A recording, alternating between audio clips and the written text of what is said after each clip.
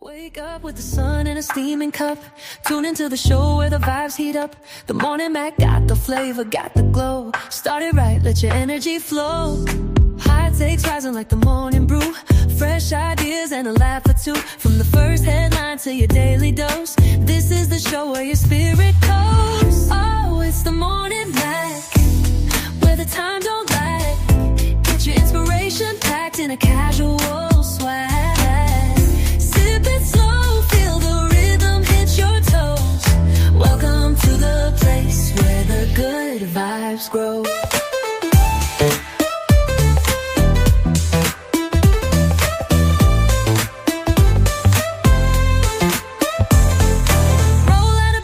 Dreams alive. The Mac got the groove, keeping you in stride. No snooze, just choose to wake up bold.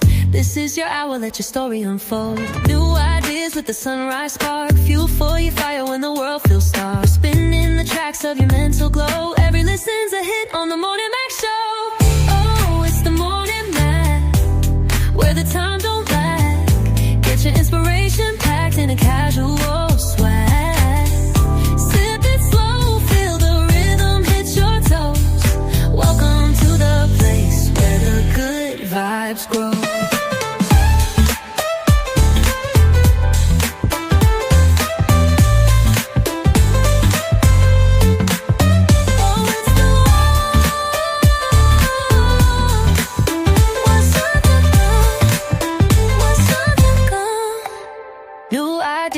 With the sunrise spark, fuel for your fire when the world feels dark. We're spinning the tracks of your mental glow. Every listen's a hit on the Morning Mac Show. Oh, it's the Morning Mac, where the time don't lag. Get your inspiration packed in a casual swag.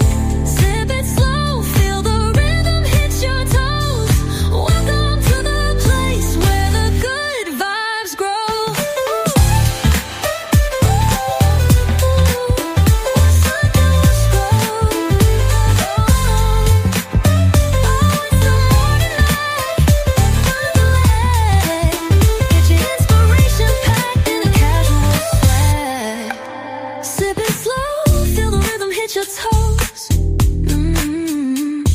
Welcome to the place where the good vibes grow.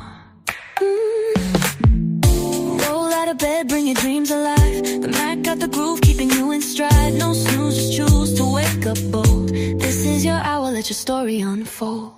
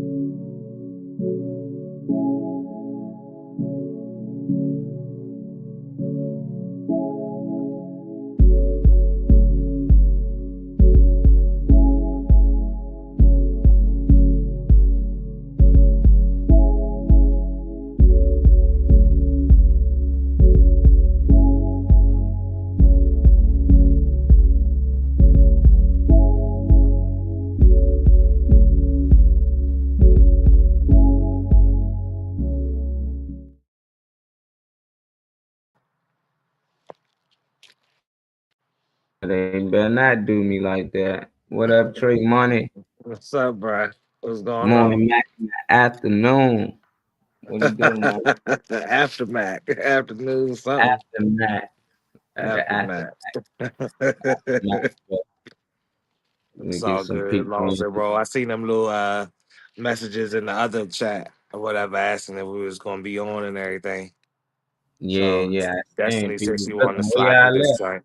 Y'all okay? I said, I ain't even know people care about it. I said, I ain't know man, anybody give a fuck. Well, that's those niggas good. like, I got messages on my phone, everything. You okay? Breathing. Uh-huh. Man, what could have happened? I'm like, Type oh, shit. the show, yeah, we starting in the afternoon. Even though I had the pre-record set, for some reason that running. I see why now. Yeah, That's all right damn. though. Nah, but it's cool. Riri said she won't be able to come on to 12, a little after 12 anyway. She had a doctor's appointment. Yeah, I remember you saying that in the chat. Yeah, See yeah, I could that? do. I should give her some time to slide in here and stuff too. Yeah, Definitely just said she want to come through. I seen her message on the group chat, so she want to come through. So, yeah, I sent her the so link too. You sent it to her. no, I'm gonna send it to her now. What's up, Yeah, all Kenny? right. Thank you for that reaction on the morning page. Yeah, I I sent sent a that. reaction before the comment, but thank you for that. I'll send it to her. Who that Kenny? What up, Yeah. Red? Where you at, Red? Man, JC.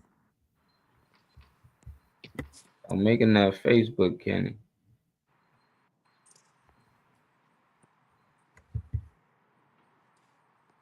Oh yeah, today my father's birthday. When I was young, I used to think my father's birthday was always on Thanksgiving. I used to be like, and one year dude was like, when your father said Thanksgiving, he's like, oh, this year? I said, this That's year? definitely a nice day to be born on.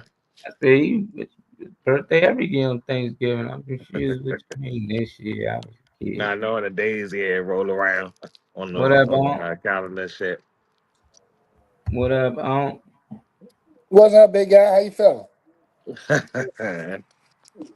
Blowing your goddamn phone up, seems like you don't never be able to hear me. I mean, you ain't been answering the phone. All right, it seems a little lower. Don't be on ring. That joint, I All guess, right. be in silent mode when it What's ain't up, no. Kenny? Can I? Hello, can y'all hear me? Yeah, we can Yeah. hear. You can't Y'all hear hear me? me? Yeah, I mean, you probably can't hear us. I know I can hear you perfectly. I didn't think y'all could hear me. Oh yeah, I You can. saying yeah, So we saying, yeah, we can hear you. what's the late You start you for? can hear. Oh, you missed it. See, you came in late and you missed it while we was late start. See, you was late. How you late? Being Wow, I late? see Marley. I see Marley. I see the word of the day is extra, huh? Nah, you asking questions, man. You don't ask why your coworker The was late. word of the Boss, man, you just go to work. If you nigga they late, they late. Long as you got there on time, right? Type shit. wow. Nah. If one person, On if the person at the organization is late, then everybody in the organization is late. yeah, but we all knew you'd be late. It just, you ain't know. You a guest. You know, Mm. like a nigga walking in McDonald's, like asking the cashier, "Hey, was you late today?" Like, what the fuck? What you want to order? Like, what you trying to get? A McDouble, two I'm doubles. dead as Wow. shit. He said, "Wow." Yeah, y'all keep eating the Wake McDonald's up with and the Big sun Macs in or a whatever they steaming call it. cup. Y'all keep on Tune eating them. into the show where the Y'all be vibes eating heat that up. shit. The I don't morning eat that Mac got shit. the flavor, got the glow. Started right, let your energy I mean, it ain't flow. just that. It ain't just High takes, McDonald's. It's rise a all little it's all the Hey, brew. restaurants. Fresh ideas and a Destiny. laugh or two. From the first headline to your Like, What's up, daily Destiny? dose. This is the show where you see. Fuck, I'm actually, my boss is calling me. Fuck, I'll be right Yeah, back. I'm sorry. Come I'll back be in right when you back. can. It's all right. you I'll hear, be you right see back. it? All I just right. asked you that, Unc. I said, boss, you see that? He said, "I'll She fuck my goddamn boss is calling. I'll fuck it." ain't tell you why. Yeah. Oh my goddamn boss is calling. God damn it. Yeah, is you on the morning Max show? I'm watching right now. That's you. Did you just pop in? You just joined in on the live stream. Yeah, that is he. Oh shit. I Oh got man. Arsenal. Yeah, That's all right though. Monday Madness. Mm-hmm. Send Oh, this let me link rest out in to this joint. everybody. Let Send it it warm out. up a little Send bit. it I out. did send one of them in. I'm about to send one of them in. If y'all out here watching, go ahead and hit that like that share button. You watching on YouTube, subscribe. Our girl Riri be popping in here anytime. I'm gonna make sure she got that link. Matter of fact, make sure Riri got the link. Oh, she got it. Let me see.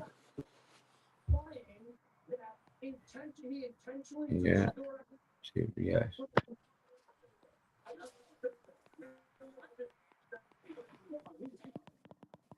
(1997) predictions. She was absolutely right. I ain't got so many videos now. It must been piling up.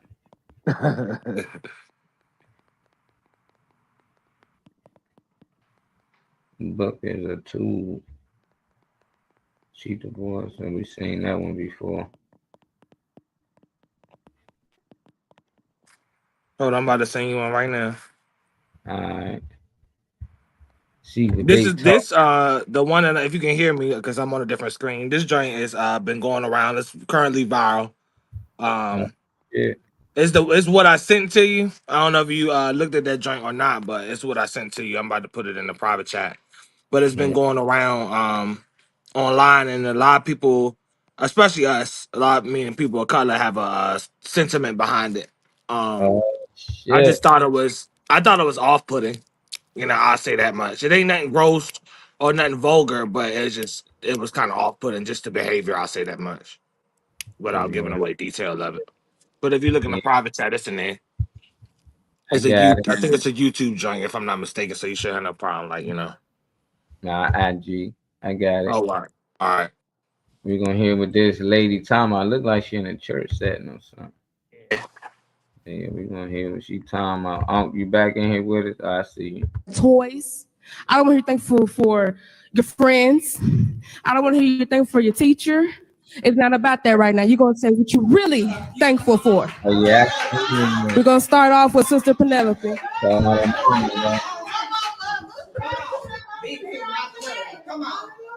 I'm thankful for my family and God.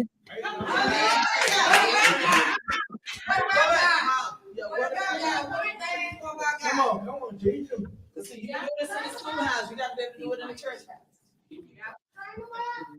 That He can save my life. And that He gave His own Son for me to be here. I'm thankful for my stepmom because she's. There you go.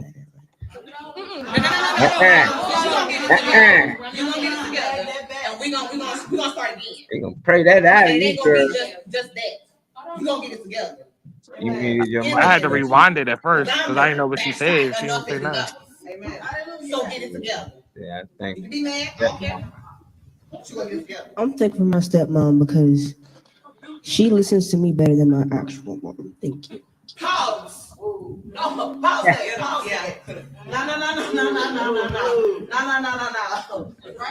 No. Right now, in the name of Jesus, I speak to the enemy that's trying to rule and reign in you. Right now, open the door. Open the door. See what you will not do. See, the word of God says we wrestle not with flesh and blood, but against the principalities of the darkness that try to do stronghold. And what we will not have right now in the name of Jesus is that. So the enemy that's trying to live in you, Spiritual making you think, that, we cast that out right now in the mighty name of Jesus. Whether you like it or not, because you will Holy bow down oil. to You the seen the Most High lady get the God. holy oil from I behind the don't want to hear no podium? toys. Yeah. I don't want to hear thankful for your Now my thing is it's so much going on because I seen her trying to. She didn't want to go. She didn't want to stand up there. You know, she didn't want to say what she said. She just wanted to thank her stepmom and leave it alone because she was like, okay, well, she thought about it. Maybe that's too much to say, so I'm just thank my stepmom. They didn't want to hear that, so I'm assuming her mom was one of the ladies standing there, or she was, in the front row or something like Yeah, that. you But heard her. Cause she said, "Mom, don't worry, I got her." That had to be her. oh, okay, She said, "Mom, don't worry about yeah. it.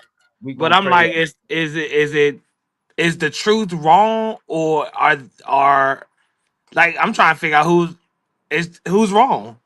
Like, is she wrong for being honest? Because she didn't want to go up there. Y'all making her. It seemed like y'all making her say like what y'all want her to say. You want her to say her mom. Because Yeah, the lady gave a list of things that you're not allowed to say. She don't want you to say nothing about school or your teacher, your friends, and nothing like that. Well, who else? Because if it's not my mom, I don't think my stepmom. But I thought it was a wild situation. Like a lot of people in the comments, different platforms, whether it be on YouTube, got a lot to say about that. I don't know when you slid in here, Destiny, because I ain't see your face till after the video went away. But if you Yeah, caught it though, No. to me it's a wild situation. They asking for the kids what they're thankful for, and one of the kids said, they fell in line with the things they wanted to say, God and their family and stuff for taking care of them and stuff. And the second girl's answer was her stepmom. She didn't say anything, derogatory. She said her stepmother, she felt like her stepmother actually listened to her. But yeah. I want to know what y'all think about that. It's viral right Yeah, now. It's a viral video right now, I seen currently. it too. I like it, but I think the fact that, you know, moms and stepmoms must got some type of beef going on. And most kids always tend to like the other parent they're not living with more. Because the one that you with, they're gonna discipline you. They're gonna tell you can't do this and do that. The one you go to see, you can have this, have that. What else? I listen to it. Even the moms know. I ain't got here. I know when you lying. I know when you doing this. So I think the part that hurt her was when she said listen to me more than my mom. That was a shot at mom. She could have just said, I love my stepmom for listening to me. When I'm going through something, she got an ear for me. She listened. I love my mom, da da da. Or she couldn't have mentioned mom. But when she said, my stepmom listened to me more than my mom do, that was a shot at mom. It sounded like her and mom's probably arguing on their way to the church. Mom probably made her go. And she probably like, you ain't going. But stepmom probably be like, you ain't got to go.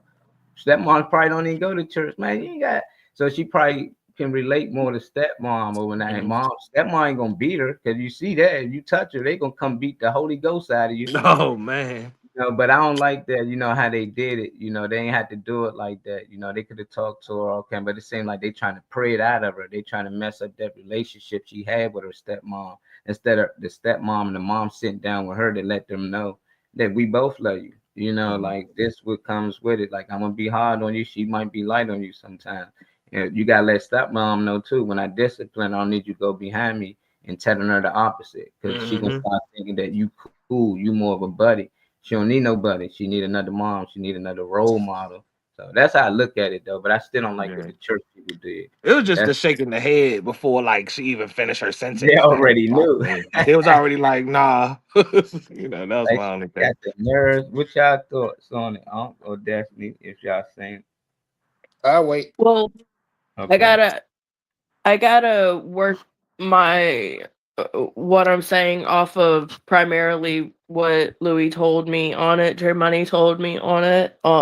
And it just makes me think of I'll say it's someone very close to me. She calls me at least once a week to give me updates on things that are going on in her life, and she is the stepmother to the young boy, son of the man that she's with, of course.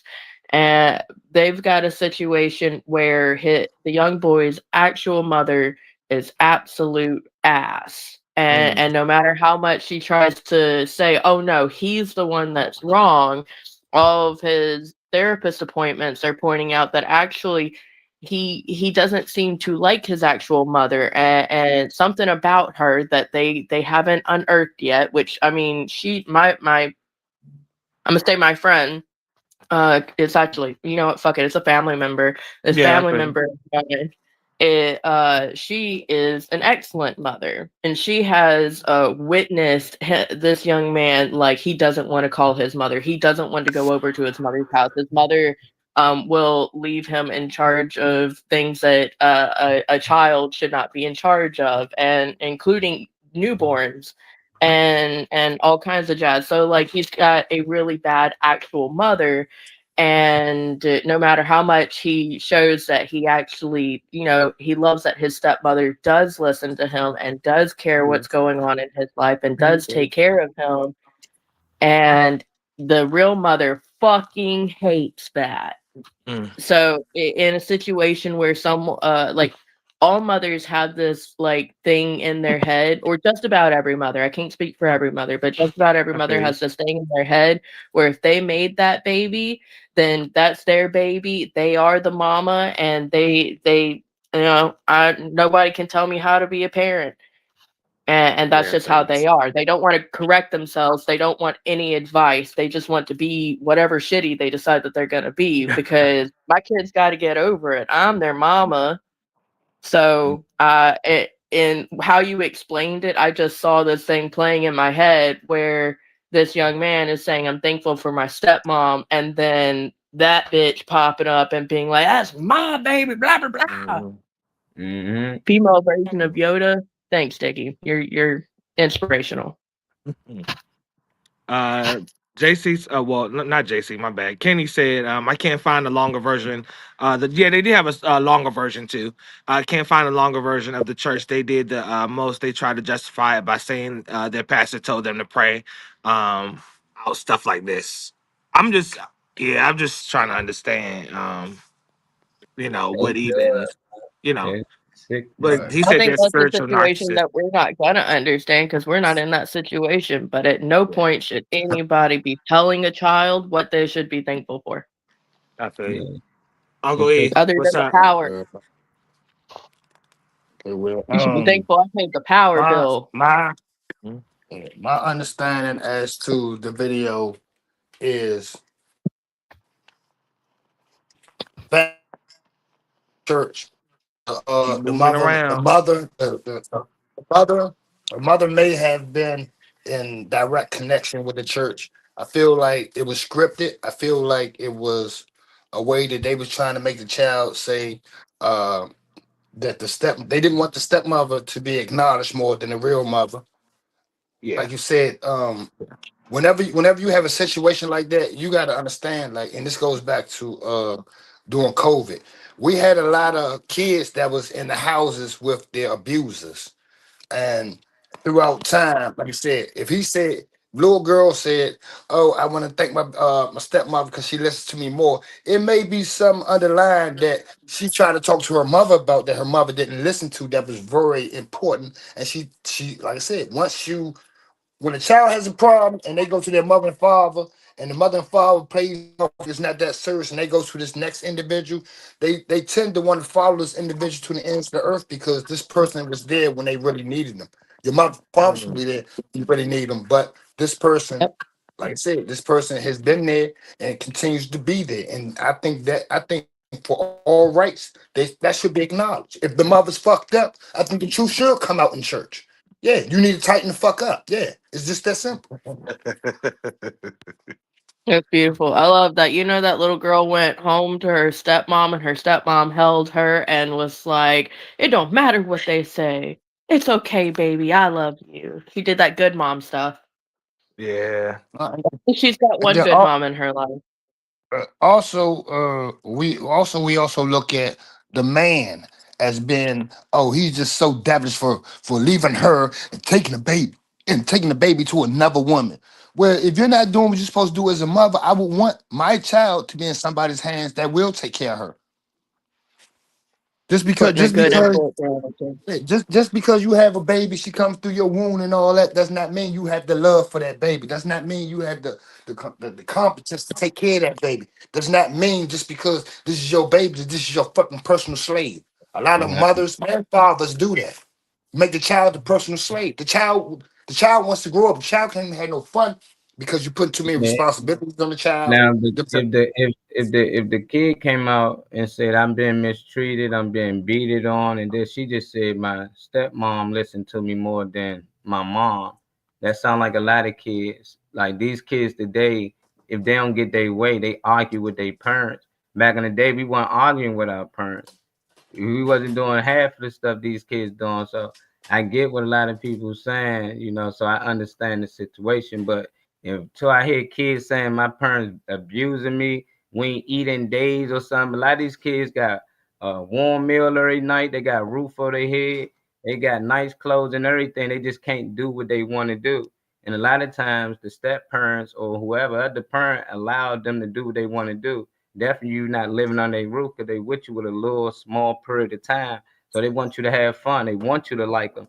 So it's just like I get it, but at the same time, this kid don't look like she's been abused or mistreated. She just seemed like that her stepmom listened to her more than her mom. Just like moms ain't going to agree with everything you said. Mom's going to tell you when you're wrong. Stepmoms probably won't. So it's Yeah, a little.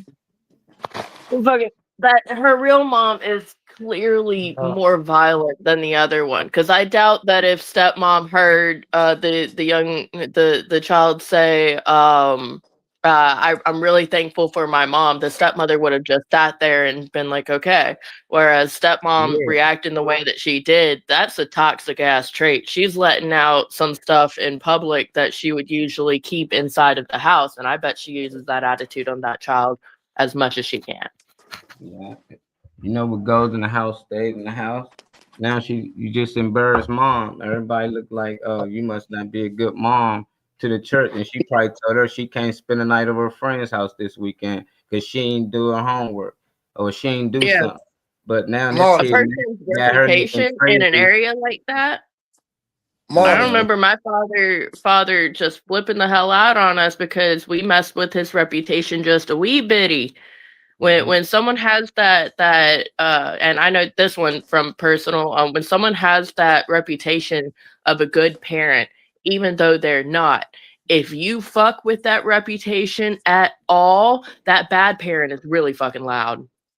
Mm-hmm. Yeah. Mm-hmm. Hey, Plenty Marlon. of fun. Yeah. What up, I Will? want to say this. I wanted to say this, right? Because like it's we got to understand one thing about our kids. Okay. Now it's true, a lot of kids sit back talk to parents and all that, but that's not a whole. And I don't even want everybody to think that that's not a whole. All kids do not act like that. Like I said, when you have a child, you know what I'm saying, that goes against their mother to the stepmother. You know what I'm saying? You don't have too many children that's gonna get up there and say, "Oh, my mother was beating me, abused me, and all that." Hell no. That's condemnation. Hell, you know, you're not getting in front of no church saying that. No one's gonna get in front of no church and say that. No child is gonna get in front of no church and say that. Why not? You wanna know why? It's the fear factor. It's the fear factor, If though. she was scared of her mom, she wouldn't have said what she said just then. Marley, you didn't see they was basically making her say So what y'all they just wanted her gonna to say. assume, y'all gonna assume that this little girl being abused because she said that's what's wrong. Kids get parents Nobody locked up said and that, everything. Marley. What I'm saying is, I'm no, saying which nobody one? said that. What I'm saying, listen to me, Holmes. Listen to me. Uh, What I'm saying is mhm. this: we don't know if that is it. Exactly. I You don't. cannot look past it, but Um, don't make that a reason why. Oh well, she might have said that because no, it may be something so much deeper. exactly. So why I can't get my maybe and you get your maybe? What's so great about your No, maybe? And I said that, but I'm I saying don't know. don't You make don't it, know. don't make it because she ain't say it. No, I said don't say it because she ain't said it, don't mean it ain't happening. That's what I said. Exactly. We And don't I'm know what's saying happening. We know that exactly. girl said something about her stepmother more than her mother, which says a whole Yeah. lot. That's all I'm saying. Yeah. So what did that mean? That mean that's the opposite. I can tell you don't say that. Don't say that this little girl is getting beat on. It's like we giving our opinion based off the video. That's the Well, she problem. not verbal abuse can be just as painful to a child's development as physical abuse. Like I mean, maybe the mother is just short-tempered and she just pops off at different things. As far as that mother believes, she's just, she just gets upset about this or that. But it could be something that's causing an issue for the child. And oh, did he leave? But regardless, there's something going on there that we will not ever know. So all we have is what we have to work with, and that's it. Mm-hmm. So I got a question. We all parents. Y'all never There's yelled no at y'all guarantee kids? she's being abused, but there's also no guarantee that she's not. Exactly. But did y'all ever yell at y'all kids as parents? I do this thing with Y'all my never told daughter. them sit guys down. Nothing. Well, I only have the one child, so I can use more patience, and I have the ability to communicate more than my mother was able to raising 4 children. So whenever I'm being bitchy, I'll look at my daughter and I'll say, "Look, baby, my patience is low right now. So I could end up popping off at any point, and I want you to know that it is not your fault. You're just here, and if it comes out on you, I apologize right now, and I will apologize afterwards."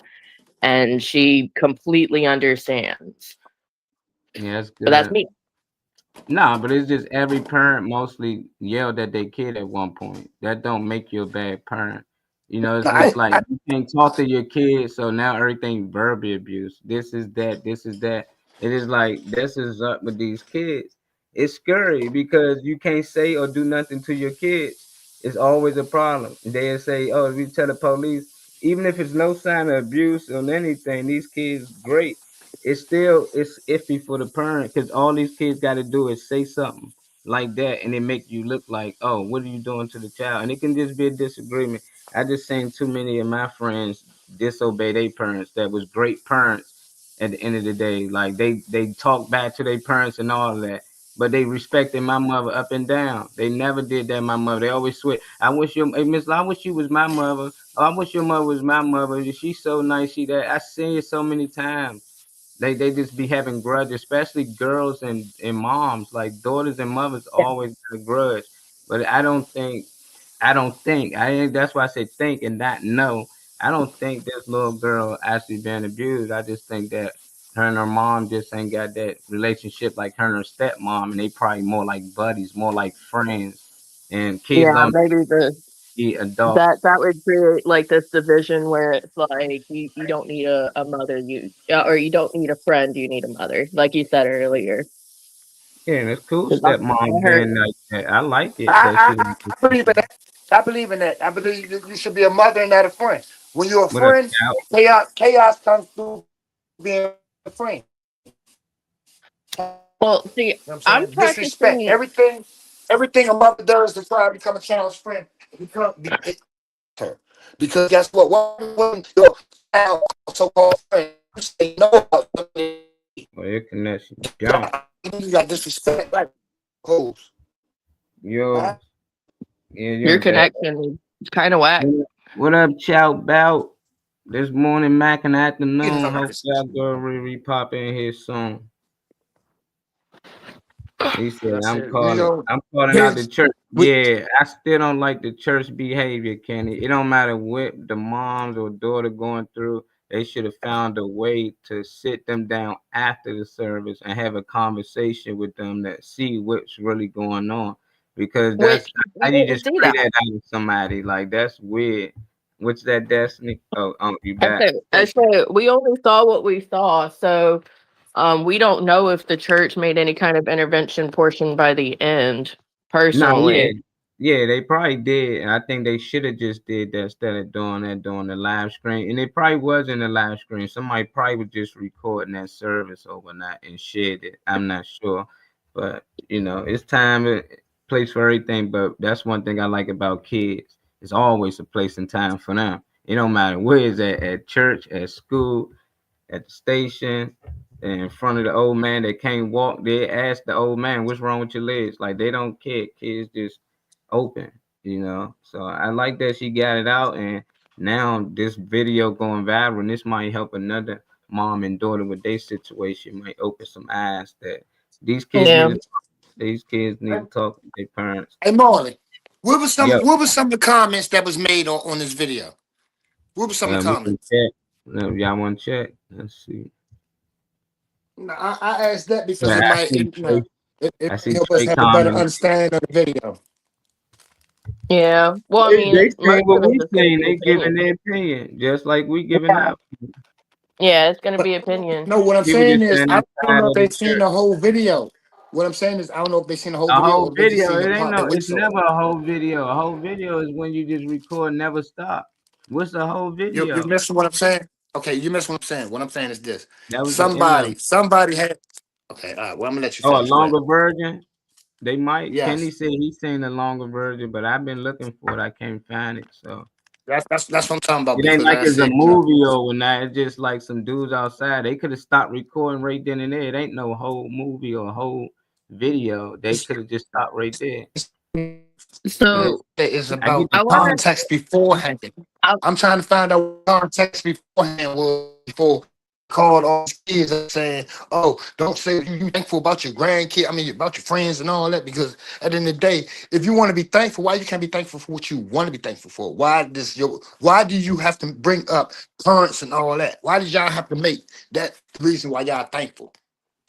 Yeah, They're Yeah, like I kids. said, they shouldn't be They're telling kids. kids what they need to be thankful for. Yeah, yeah, they're you right. kids.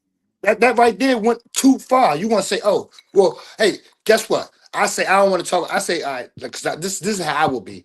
I don't want to talk about being locked up. I get up on the podium and the whole conversation is about me being locked up. Didn't I say I didn't want to talk about this? Well, you say this and don't say that you didn't like being locked up. Say you learned this. Well, I did learn something. Well, you learned something. Like it's like I said, it's to me, it looked like a show to degrade this little girl. Honestly. Well, it It looked like probably something. accidentally got turned into that.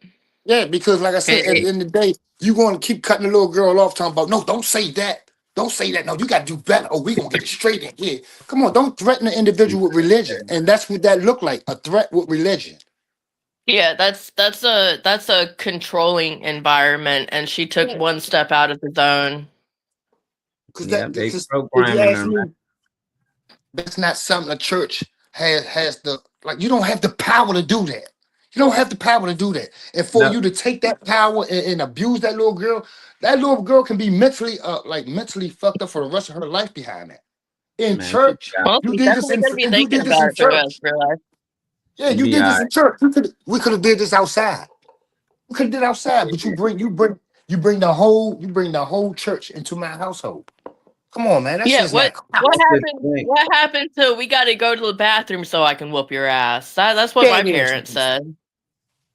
Yeah, actually, it probably is. Who knows? But I like Just that. wait till we get home and I'm gonna beat your ass.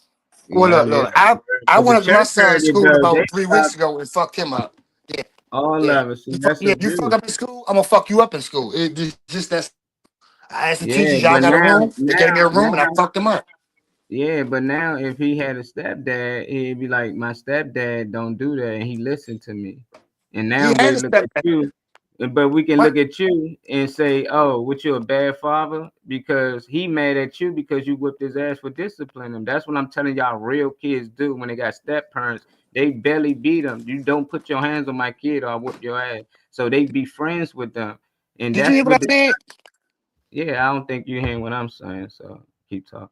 I That's think why I think you're both right in your own rights. Okay, there are situations in yeah, both this situations. situation. Yeah, that's it can be either situation. But I'm just Yeah. on the church joint. It seemed like they all got rowdy because mom must be a big member in that church. And they got rowdy when she said my stepmom listened to me more than my mom. If she'd have just said, I'm thankful for my stepmom because when I go through things, she listened to me. I don't think they'd have had a problem with it. I think they changed that when she said more than my mom, that, oh, hold on, stepmom can be brainwashing her. They can be putting this in her. She can be telling her, see, that's why I sit back, I listen to you more than your mom. Your mom don't want to listen. They don't know. So they saying, oh, we gonna pray this out of these demons out of her because some demons got into her. Ain't no demons in her. She got a good relationship with her stepmom, and ain't nothing wrong with that. I'm happy that she thankful for her stepmom. There's other step parents out here that's probably mistreating, these kids. What you got, Des? There is a historical fact. So like something that happens more often than not historically. Um the oldest child of a pastor or a sheriff, some kind of church leader or high official in the high official in the policing department. Historically, those two departments are the parents that create the worst children. They are more controlling. They are like, this is the rule, this is the law, you got to follow this, you got to do this. And putting that so many restrictions on the child makes them more likely to just explode and go do whatever the fuck they want, like me dipping out as soon as I hit 18. But yeah, the more controlling the parent is, the more likely that kid is going to go do some bad shit. And I would guess, and like I said, everybody here has been right in their own right. There are situations of many varieties and genres, but I would guess that the just like Molly threw out there, that the mother is likely a bigger part of that church. Like maybe she's very involved and just like has a high reputation in that church. And you're right with the throwing out the part where the little girl said her mother. Thank you. Where that was a jab, and that was something that it went from like, oh, she's bringing up the stepmother, okay, well, and then it's, oh fuck, now I'm lesser than the stepmother, I cannot let that go, and then there was an explosion. So I mean, that mother might not be abusive in a way that she finds abusive, but being overly controlling can fall within the blurry lines of it. And maybe she is being verbally abused, and like I said, blurry lines when it comes to being a controlling parent. But yeah, we don't know. We can only guess. Yeah, whatever going on, they need to get it together. 'Cause I know she loving stepmoms right now, but I got nieces, man. I know these kids, man. When they at that certain age, she don't look too old. Like she ain't that old to be making her own decisions and just like, oh, I can just do what I want and my mom should allow me type age. And I think kids see other kids doing it and it piss them off because it used to piss me off. Like, why my friends get to do this and do that and I can't? Because I said you can't. It wasn't no this. Oh yeah, I was mad at my mom. It was plenty of times, and I felt like my aunt was better. You know, like because my aunt always listened to me. Her sister. You know, I'm like, I'm Bob. My mother. Oh, baby, don't worry about it. You know how your mom gets sometimes. But the whole time she just looking out for mom. She still talk me out of doing it, but it's the way that she did it. My mom just told me to shut the fuck up. You ain't going. I told you 10 times. She said it nice the last 9 times, but all I heard was the 10th time when she cussing me out and saying this. Why you guys say it like that? Because I said it the last 9 times, y'all like you didn't hear me or understand. So it just be like, I still was forced to go to church. I didn't want to go to church. I was going to sleep in them joints sometimes. I get pulled by the ear, get plucked in the ear, all types of stuff. And you feel as a kid like, I don't want to do this. I'm being mistreated. You know, but because I want to be somewhere else. I want to be on the basketball court. I want to be playing with my friends right now. But your parents force you to go to church. And a lot of these kids not growing up in the church. I'm not Christian, but I still like kids that go to church, they get involved in some type of religion to be part of, to understand that it's something bigger out here. And this results you get, you're gonna get some kids out here that just refuse to be part of any of it. And it's okay, they're gonna get old. No, I get a cracking noise. I'm gonna throw this out there. Not just getting involved with churches, but just communities, active doing something communities, getting involved in shit like that makes it less likely for you to go through depression. And since you're in a schedule, like you're actually doing something scheduled, even if you only go every Wednesday, you're going every Wednesday. If you're continuously doing that, you're more likely to be able to put your life on a schedule, which is something that is quite needed for most individuals. I think all individuals need to be on some kind of schedule. But the note that I wanted to make before I hop off here, because it's a 10-minute drive and I got 13 minutes to be there. But you said it's the way that it was delivered. Something that it was pointed out to me that I do with my daughter, and it's not wrong. Like I said, I'm lucky enough that I'm able to give my one child the amount of attention and understanding as I'm able to deliver. I am lucky enough to be able to do that. With her, I don't say you can't do this or don't do this without explaining.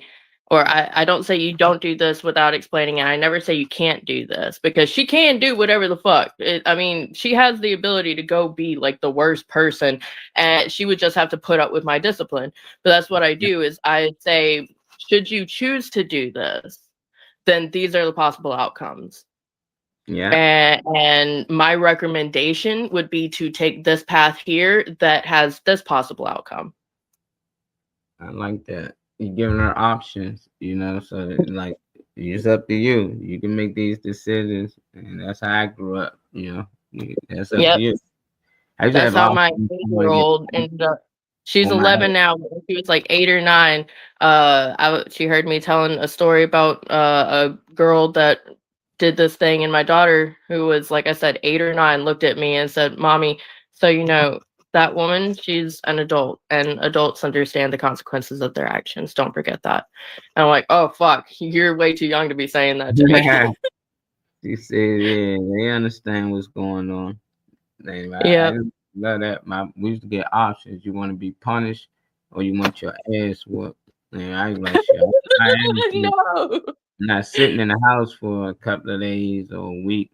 I think that whooping gonna be about 10 to 30 seconds. It's gonna hurt, but I'll be back out there with my friends. So, but sometimes my brother used to say he want to be punished. He be in the house all day. The next day, I'm like, see, I'm back out there playing, you know. But it was always letting us know that that's what life is, based on decisions, and based on the decisions you make, that's gonna be the life outcome. So you gotta be careful. Yeah. Yeah, and Destiny popped in with it. Somebody just popped in here too before you leave. Well, hold on, let me say hi to them. Oh, it's the morning light. Destiny. Where the time don't lie. Get your inspiration. What's good? It's been forever, dude. How you been, Destiny? Overworked. Yeah, I hear you. Yeah, y'all saw, I'm sure, on my Facebook where I won the Pensacola roast battle on Halloween. Yeah. Oh, okay. Yeah, I didn't that was see pretty it, but I fun. got it. You didn't? I was dressed as Chun-Li. There are lots of pictures, and I posted the link to. Oh, I their saw the YouTube. Chung-Li. Yeah, I saw the Chung-Li. I had to get it off of that page quickly. No. All right. A lot of people saw that Chun-Li. That's not a bad Chun-Li. I was asked to do more Chun-Li, so maybe. No, I respect it, as you know, but you know, I know how the algorithm works. So I had to hurry up and get off of that. Nope. Just dislike it real quick. If I get a dislike from you, I understand.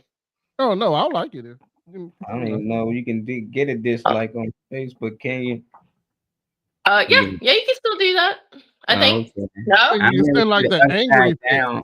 You can So- send I like know. the I've been on angry a lot of face YouTube lately. My bad. Yeah, I'll never see the upside down. I will see the heart, the like. They like you just gonna like it, be mad at it, cry about it, something. Well, all right. Hey, I have the next roast battle on the 28th of this month. I know none of y'all are going to be able to make it, but I just wanted to throw it out there because it's my show. It's me defending my belt. So I'm going to do that. It's Pensacola Bagel Heads. Yeah, that's correct. At 9 p.m. But I'm going to go get my ass to work. I got 8 minutes to make a 10-minute drive. Y'all have a good one. See you later, Destiny. It's great seeing you. Thank you. You too. Yeah, and Destiny popped through for the day. Tracy he'd be back in here. He had to make a run. I don't know if you seen the video clip, Beast. If not, I'll put it back up for you. Yeah, I heard y'all was talking about some girl or something. I didn't get to see it though. Like, if you could, I would like. I'll watch it. Yeah. I got you. Definitely seemed like it was in my wheelhouse. Yeah.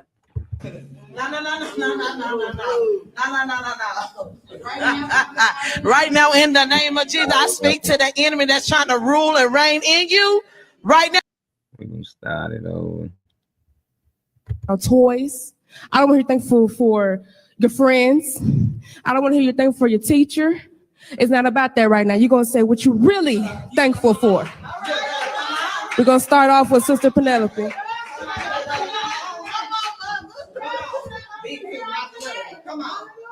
I'm thankful for my family and God.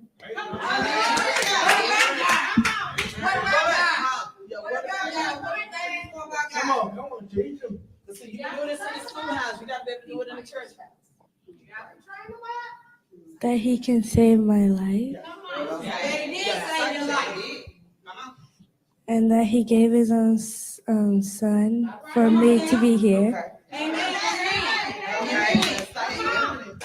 I'm thankful for my stepmom because she's. I can't say that. No. You're gonna get it together. You're gonna get it together, and we're gonna start again. And it ain't gonna be just that. You're gonna get it together. Amen. In the name of Jesus. Because I'm done. Bastard. Enough is enough. Amen. So get it together. You can be mad, I don't care. But you're gonna get it together. I'm thankful for my stepmom because she listens to me better than my actual mom. Thank you. Pause. No, pause that. Pause that. No. Right now, in the name of Jesus, I speak to the enemy that's trying to rule and reign in you. Right now, open the door. Open the door. See, what you will not do. See, the word of God says we wrestle not with flesh and blood, but against the principalities of the darkness that try to do stronghold. And what we will not have right now in the name of Jesus is that. So the enemy that's trying to live in you, making you think that, we cast that out right now in the mighty name of Jesus, whether you like it or not, because you will bow down to the Most High God. I don't want to hear no toys. That's crazy work. Back with his own. Yeah. Yeah, I'm not a fan. Yeah. No, hey, it's crazy. The second time you showed it to me, I think I got a little more upset than the first time I saw it. Yeah, every time. But that's but that's the definition of what's the problem with the church today. And not even the church, that's just people. You know what I'm saying? Because the thing is, one, I hate when somebody tries to belittle what a person says opposed to listening to what they say. You know what I'm saying? That's not that, my question would always be why? Why did he feel that way? Why did he say that? Why, before I can just tell him that he's wrong or anything like that? You know what I'm saying? Like, that's crazy work. But I mean, that's the one thing my pastor always says is that people rebuke things that God sent to them. How do you rebuke something God sent to you? So when they in the church and they be like, oh, I rebuke this, I rebuke that, that's of the devil, and I rebuke this and I rebuke that. God sent that to you. So how, just because you don't understand it or you're not comprehending it, how can you rebuke something that God sent to you? There's a purpose even in your challenges. There's a purpose even in the wilderness. There's a purpose in the things that you're going through. Okay. So because you go through something doesn't mean that it wasn't God sent. You know what I'm saying? If you really believe, that God sends these things. You know that no person of faith will not go without challenge. You know what I'm saying? It's not, just because I believe in God that everything is now, anything that I don't like is now not of God. That's not true. You know what I'm saying? That's not true at all. Yeah. Problem is, even we've had this conversation, Molly, and I've realized it recently. Even realized it. Like, how can I, as a true Christian, say what God is not capable of? Like, reincarnation is not capable. Like, this is not capable. Like, his power is beyond my understanding. So how can I say that something is not capable? You know what I'm saying? Something is not of him or something. You don't know that. We don't know that. So it always trips me out when people rebuke something or try to say that's a demon or something like that when, that kid was just expressing how he felt, and how he felt was not something that a person can't feel. Exactly. He feels that his stepmama listens to him more than his mama. Y'all should be thanking God that he's blessed to have a stepmother to listen to him. Exactly. Not rebuking that, like opening doors and all that. Yeah, see, that's be the stuff that gives true churches the bad name. You know what I'm saying? They give true churches the what you call it, it's just like, and I love my pastor because he actually preached about a lot of this week, this Sunday, where he was talking about, churches are saying, oh, you want to be healed, drop $100 and we'll give you, you know what I'm saying? Things like that is just ridiculous when it to people who are truly believers. You know what I'm saying? I mean, it's easy, come on, bro. Like don't, and one thing I definitely hate, and this is in general, not just in the church. Don't ask me a question or don't ask me to do something and then tell me my answer is wrong. My answer is my answer. Exactly. Like you gotta respect my answer. You don't gotta respect it, but nor do I care if you do or you don't. My answer is still my answer. My man still said what he said. You know what I'm saying? And doubled up on it. And instead of asking why, you're just gonna rebuke it like he don't got real feelings. You know what I'm saying? Like he don't got a real opinion because he's young.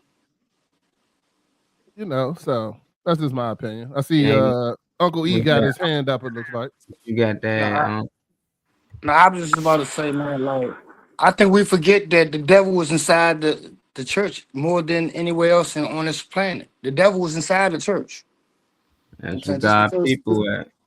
Yeah, I mean, the devil knows the word just like, the word is the word. If I tell you, word is more powerful than anything in this whole, what anything you can think of, there's nothing more powerful than the word. Remember, the word started all this, right?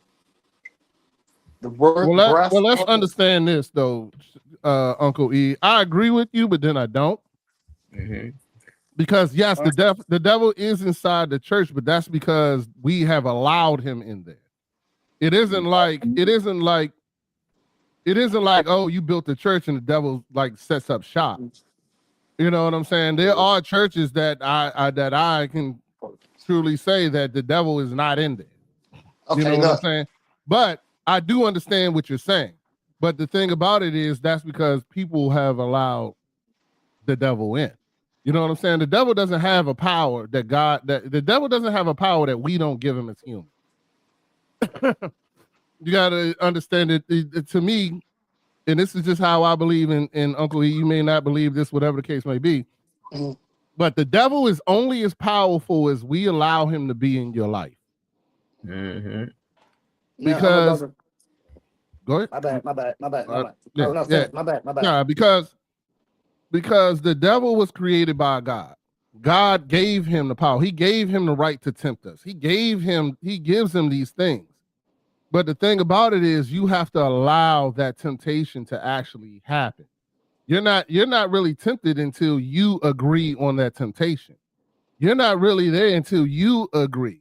Because everything in life is going to be in the devil's work, because the world is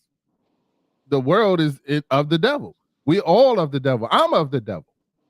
I have flesh. So therefore I think like a person that has sin. I have sinned. We all sin. Everybody sins. So therefore, when I see a pretty woman, yes, I think she is attractive. I may think bad thoughts. You know what I'm saying? That don't mean that. Don't. Now the problem is when I actually subject myself to them. That's when you allow the devil in. So that's just my opinion. Let me give y'all something. See, we get because breaking up. You got our society tells us that you got to go to church every Sunday and get your blessing and all this and all that. You know what I'm saying?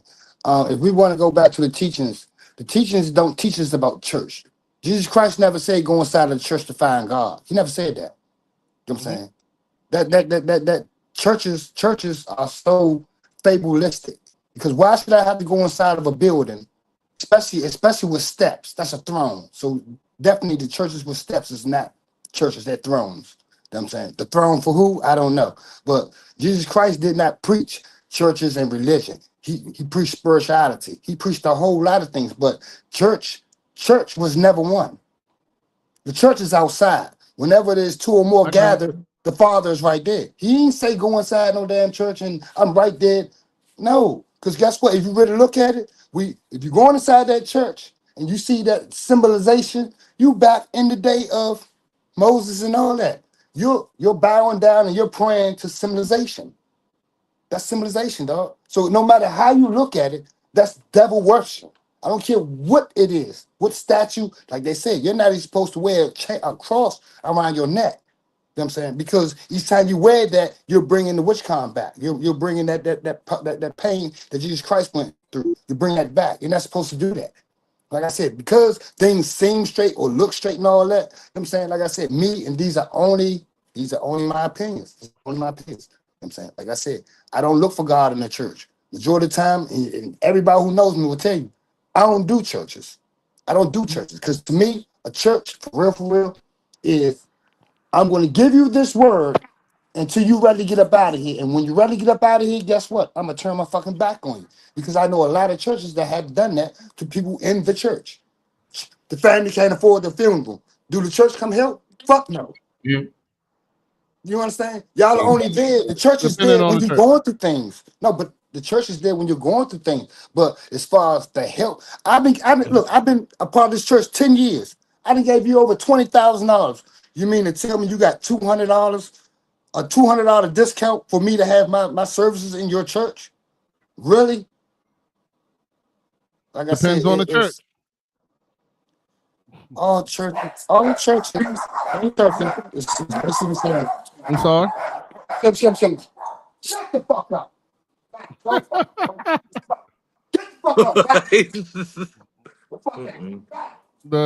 We got back on the Trey Money because I came in and Molly just showed me the video. Okay. Yeah, I just came back, got back to the house. That's why I was asking. But to go back my, to my, what my, my bad, my bad, my bad. But I didn't say that. That's Shut the fuck up.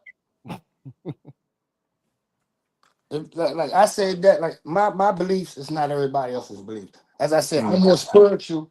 Excuse me, y'all. All right. Shut the fuck up. I'm gonna break your fucking You know how you can back. mute your mic when you cuss out your kids and shit, right? You know That's his dog, man. Dog's I still know. going to be a I dog. know. I don't understand why he Same cursed him thing. out, but Same thing. When you cuss out your anyway. kids, hit the mic. But to go back to my thing is this, that the church is a tool. The same thing I've said before, the church is a tool, pastor's a tool, Bible's a tool, it's all a tool. You know what I'm saying? With any tool, there's if you can use it the correct way or you can use it the wrong way. And you know, true. and unfortunately, because it's humans using the tool, it can be manipulated to be used in the wrong way.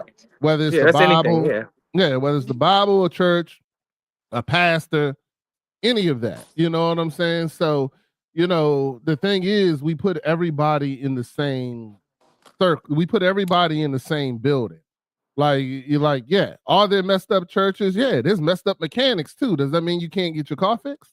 You know what I'm saying? Like, are there messed up doctors? There's messed up everything because all these things are tools. You know what I'm saying? But the fact of the matter is, if you find a good mechanic, if you find a good doctor, if you find a good church that is doing the right thing, they're out there, but there are a lot more mechanics that are going to rob you. There are a lot more doctors that don't give a fuck about you. You know what I'm saying? So the thing is, to me, if you're really taking the time, in my opinion, to get because the relationship is going to be the relationship when you get to the end and you go to judgment. The relationship that God is going to talk to you is about you and his relationship. He's not going to talk to you about how much money you tithe. He's not going to talk to you about how much money you did, what all the gifts and great things you did for the church. Your actions in life, yeah. Yeah, you know what I'm saying? He's going to talk about, well, how come when I sent this person to you, you denied them? How come when I did this, you did that? You know what I'm saying? So it ain't about whether no church can bring a person to heaven, no pastor, and no matter how much you read the Bible, it's still not. It's going to be your relationship with God. That is what is really going to be judged on that day, and nothing else. Nothing else, in my opinion, matters. Nothing else matters. That kid saying that his stepmother paid more attention to him does not matter. That's how he felt. You know that talk beats and speaking good, says Kenny. You know, none of that other stuff matters. You know what I'm saying? You know, it's going to be about what your relationship is with God, and it's sad what they're doing to those kids. And I hope that those kids find get in the right place, or maybe that stepmother, whoever is the right person to to really guide them through the situation, because I know that my wife went through a similar situation in that, and that was a turmoil towards her. You know what I'm saying? I saw similar things in the church. You know what I'm saying, when I was young. And those things still impacted me. But once you get around the right people, you get to the right church, you get to the right circumstances, and you're in the right walk with God, you know, things have changed. I mean, to me, you know, I'm just a living testimony. You know, in my so y'all are watching me go through it as in live time. You know what I'm saying? And I know y'all know me on an even more personal level, this, that, and the other. Do I sit here and pretend I'm not a sinner? No, not at all. You know what I'm saying? I was tripping when when people be like, "Oh, you're not supposed to eat pussy." Let me tell you something. I love eating pussy. I love it. I don't. I mean, don't know how we got on pussy and church in the same sentence, but you keep on going, big guy. Because I'll tell you why. I'll tell you why. Bringing it back to the source is what you bring it back to. I'll tell you why I bring it up is because God's gift to you. The judgment that you know, somebody in the church would tell me that that's a sin. Somebody in the church would tell me that I'm not supposed to do that, and I'm not supposed to do that. You know what? I got my own relationship with God, and guess what? He tell me either way. You know what I'm saying? Like, that's my wife. I can do what I want with her as long as she got her permission. So, you know, so I don't care about when you have these religious people that come and say, "Oh, you're not that's of the devil. This is of the devil. That's of the devil." Well, the good news is that one day I'll be standing in front of God, which we all will, and then he'll tell me either I did good, son, or I'm going to hell. It's simple. You know what I'm saying? and you already knew that. And unfortunately for me, if eating pussy puts me in hell, then I'm going in a gasoline bag. You know what I'm saying? No matter what else I do. So there you go. So that's just my opinion on what the church means or what the church says. You know what I'm saying? And when people like that put their own insecurities or their own judgment, like they're judging that kid. That is why. How can you judge that kid is his own person? Like, why are we even judging him anyway? Like, let the man live. So what that he likes his stepmother more than he likes his mother because she listens to him? So what? Y'all know that was a girl with braids, right? A little girl. Oh, was it a girl? Yeah. Oh, my bad. I Let the didn't. kid live. I ain't know you said him. I was eating, but I got you. I didn't know. Why people pick their church. Can I ask a question, y'all? What's that? Okay, I'm pretty sure all y'all have went to church, right? I ain't a question. Yeah. I still go to church, sir. Okay. So what is church teaching you that you can't learn on your own? Because it seems like they're reading the Bible, giving you their interpretation. So what is it that you go to church for and learn? Well, I personally don't follow any religion, but I wouldn't mind going to church because I've accepted plenty of invitations to go.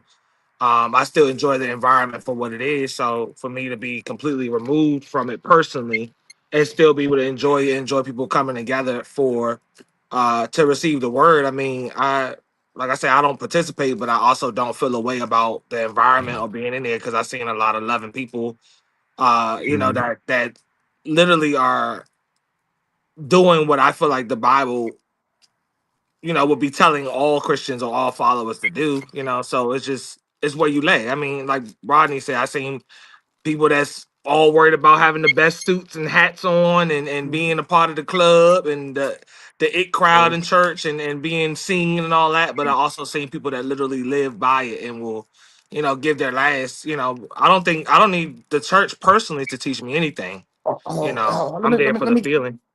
Let me give y'all. I would like to answer. I would like to answer. No, he got Zach, you asked us questions, then back. My bad, y'all. My bad. What? What, Molly, you want to go next, or I get to go? Yeah, go ahead.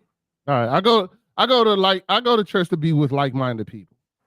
Right. It's not about learning. It's about, I do learn things, and yes, it is still up to me to go back and get my own interpretation if I don't agree with the interpretation that was given to me.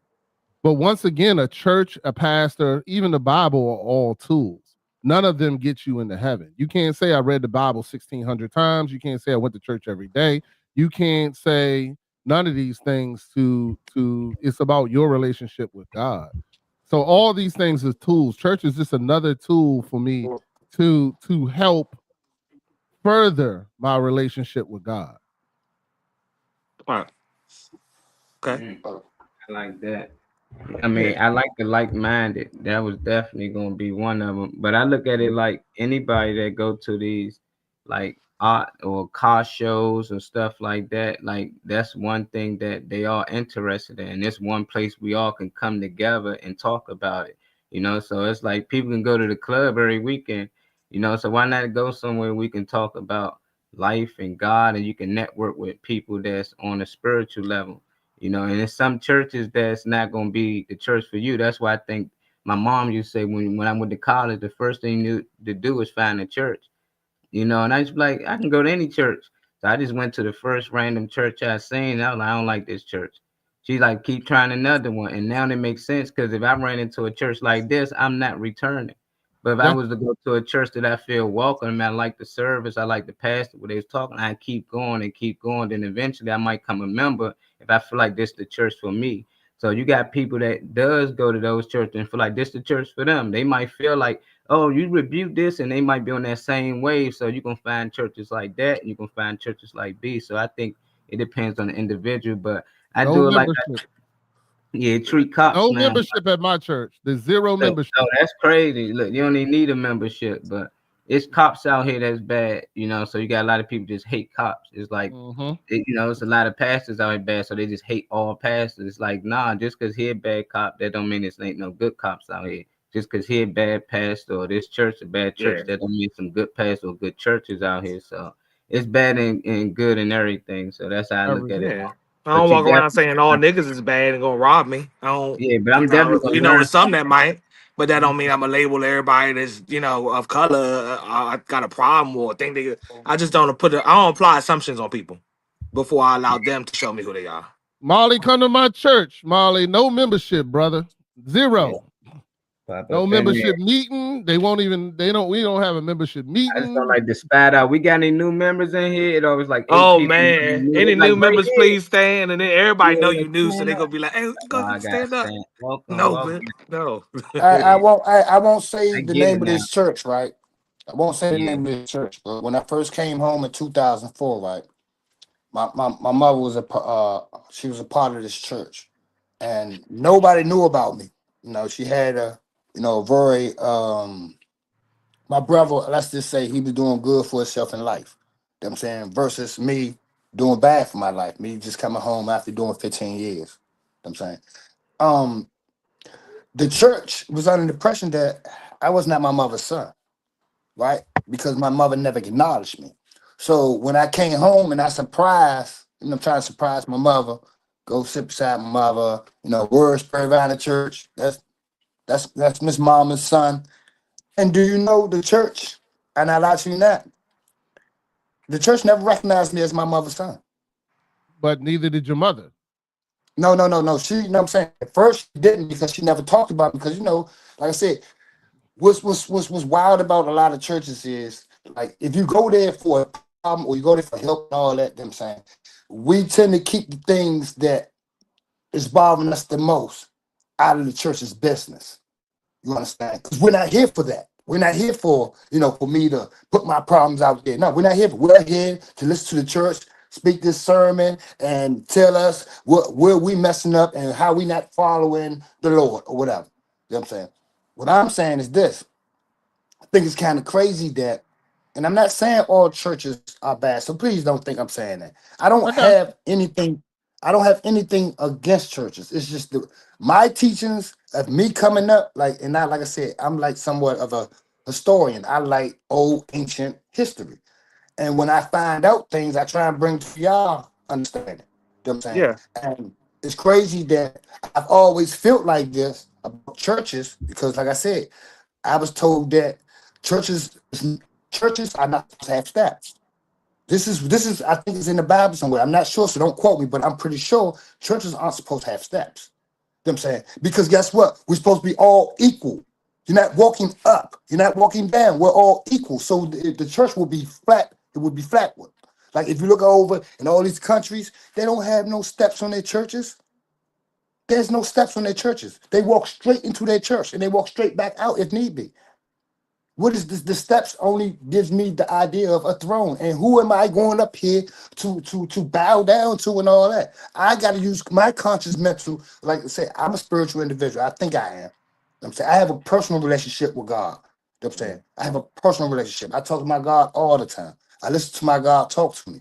But at the same time, like I said, if I'm not feeling right about something and it's only my opinion, I put it out there because people can definitely give me a different way to look at things. Yeah, But then, like I said, yeah, from a historical point, and you teaching me one thing about Jesus, but then I'm learning other things about Jesus. You understand? I'm learning about the 14 books y'all took out. Now let's question, you understand? So let's, like I said, I'm not with the prescribed. I'm not with this. Let's just share content, make content, and all this. If we're going to do something, we're going to do it the goddamn right way. You know what I'm saying? You want to talk about something? Well, tell me why they keep them damn books out of there. You want to talk about something? Talk about Constantine and the beginning of religion and all that. Don't keep on giving me the same sermon every goddamn week because, well, we're going to do this today. You just had that shit Wednesday. You said, like, I'm coming in here and I'm in here 3 hours to listen to you talk. Damn. What about the testimonies, the real testimonies? And I'm definitely not gonna sit back and watch a motherfucker fake do magic on me. But you with, could be the you're healed and all person that you're looking for, though. Huh? I said you can be the person that you're looking for. Yeah, I mean, I am right now. I mean, when I speak truth, that's my God speaking through me. When I speak truth, that's my God speaking through me. You know what I'm saying? I don't have to go to church to speak the truth. You know what I'm saying? I don't sit on the streets talking about, hey, I need you to go to church because God is at church. No, I tell them, for God loves you, so no matter where you at, no matter what you doing. He said, come as you are. He said, come as you are. And if you're on the streets and you're looking for God, then guess what? You're going to find him on the streets. That could be true. There's no place that you have to look for God but yourself, your soul, and talk to yourself and listen to yourself. That's where God is at. God ain't in none of these goddamn churches. God is right here inside of you. That's where he at. So whenever you're going through something, you're creating your hell. Whenever you're going through something good, you're creating your heaven. You got to make steps towards each way. There's no, he's going to be bad all this time. No. He just got to go through some of the trials and tribulations that God got for him to learn what needs to be learned, for him to pass on these things, these traits and these jewels to the people in his family and everybody else. It's about awakening. That's what it's about. But they don't talk about awakening in church. You don't talk about awakening. You don't talk about, man, hey, this person's going through that. Let's try and get it, man. Let's try and figure out something. That's why I said, like, we're speaking about everything that's within our realm that we think is helping us, but it's really not. Like, and that goes back to that little girl. Like I said, we don't know how mentally distraught that girl may have been after that sermon, because guess what? I'm willing to bet any amount of money. Some of them sermon people, some of the church came up and was like, baby, you shouldn't have said that. You understand? Make her feel bad. She said, like I said, she said that for a reason. I mean, you see him laying holy oil on her and all that shit. Random people coming up, oil touching the forehead and shit, so. Come on, man. So you're gonna make this little girl you're gonna make this little girl the What you devil. say, Molly?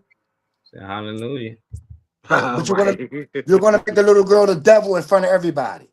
You're gonna come on, man. That shit ain't right. That shit is not right. The girl did her job, man. She brought the devil out. People exposed. What are you talking about? She brought the devil out. Oh no, that's true. No. You're absolutely right. No, you're absolutely right, Molly. My bad. You're absolutely right. Yeah, she did her job, and this conversation need to be done and said in the church, because too many churches out here that tell kids what to be thankful for.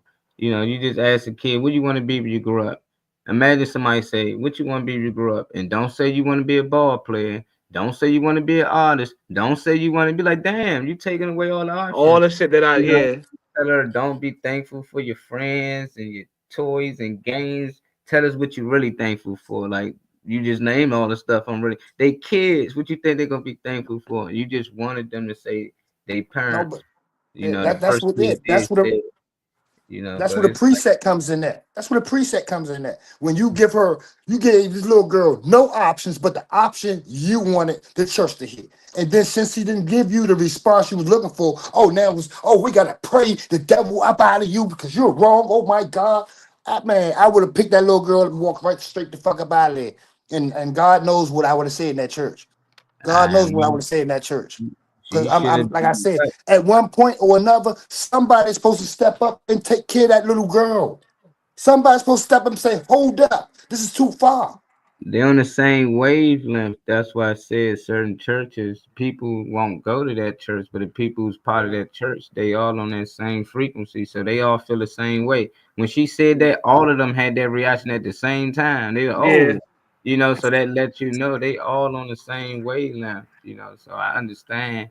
I just wish that these parents these days don't really get mad about the situation, because if she got a good relationship with her stepmom, yes, I'm if she listen to you more than mom, that's gonna be with a lot of daughters and moms. Like your daughter gonna probably talk to somebody else, especially if you getting on her a lot. But you'll like to know that person they talking to. So if she can't come to you, she go to stepmom. Your stepmom cool enough, you can be like, look, girl, I know she probably tell you, but she talking about this. But you have some insight because the daughter don't feel comfortable coming to you about it. And that's something they're gonna have to work on. But that's just kids, period. If I tell you something, you're gonna whoop me or I'm gonna get in trouble, I don't feel comfortable sharing it. But if stepmom gonna hear me out, she might still tell her this the wrong thing to do, but she knows she's not gonna get punished for it. So she feeling open. like it. But if you ain't got a good relationship with stepmom, when she do tell stepmom something, how would you find out? So it's good to just let her have that relationship with auntie, stepmom. It don't matter who it is, but at least she talking to somebody. She just not out here trying to figure it out on her own. I wish they pray for a stronger, relationship or bond, or just pray for the. I mean, damn, that's what y'all supposed to be. All the prayer warriors came out with oil and shit. I just wish that they, pray or had the mom and daughter come up there and pray for them having an understanding with each other, or pray that the mom can find herself to hear her daughter more. So that's not the next statement. So maybe the next time you do get up there and say what you're thankful for, you can say that y'all, that you feel listened to. I just wish they like prayed for him or something like that, like in the sun, instead of trying to say there was something wrong with her. Go ahead. Now, I think I've talked to y'all about the way I feel like my upbringing was, right? Yeah. Now, for me to go in church and say, oh, I don't feel like my mother did what she's supposed to do, and la la la la la. But she made me Spiritual into the man that I legalism. am today, right? How is that so much different than what that little girl said? I don't see any much different. I don't think the little girl said anything wrong at all. I don't think she said anything wrong at all. But no. But what I'm saying is, like I said, it's the fact that, like I said, I'm not gonna lie, I'm not even gonna lie to y'all. Like, I have a daughter, and like I feel so empathetic like with her feelings. You know what I'm saying? Because like my feelings are hurt just seeing that. Because that could have been my daughter. That could have been my daughter. You know what I'm saying? My stepson, we didn't bond overnight. We didn't bond. It took us years to get to where we at. It's a reason why children tend to take to other parents, and it's not always because the parent lets them do whatever. You know what I'm saying? It's not always because the parent doesn't listen. It's because the parent has a different channel of getting to this child than the other parent. You know what I'm saying? It's like I said, at the end of the day, we forgot that during COVID, we just left our kids out there. We left them for kids, we left them for dead. You know what I'm saying? The mother in this room, the child in this room, like everybody's divided 2 whole years without you live in a whole household that you might see your mother. You might see your mother this week, but then if she's feeling sick, you might see her in the next 3 weeks. You can't even go in the room and speak to your mother. Because I this feel thing like is it's an just so unbiased dangerous. opinion. I feel like Right. having a step parent or somebody that's an extension of the family is like you get an unbiased opinion. It's not somebody, especially if they're coming in later on and then get all the gaps filled in. Sometimes people, you get a chance to have somebody that makes up their own opinion about the things that they're putting together, as opposed to being maybe told by the family what this type of situation is, what it is or what it isn't. But I feel like it's unbiased opinion. It's usually somebody that's a little bit removed from it that can formulate their own, way of thinking, as opposed to falling in line. Because when somebody think they know you, especially a parent or something like that, thinks they, you know, have you summed up as a person, you can't get away from that. So I think it's an unbiased opinion. Okay. That might be the benefit of having somebody, external, like a step parent, in my opinion.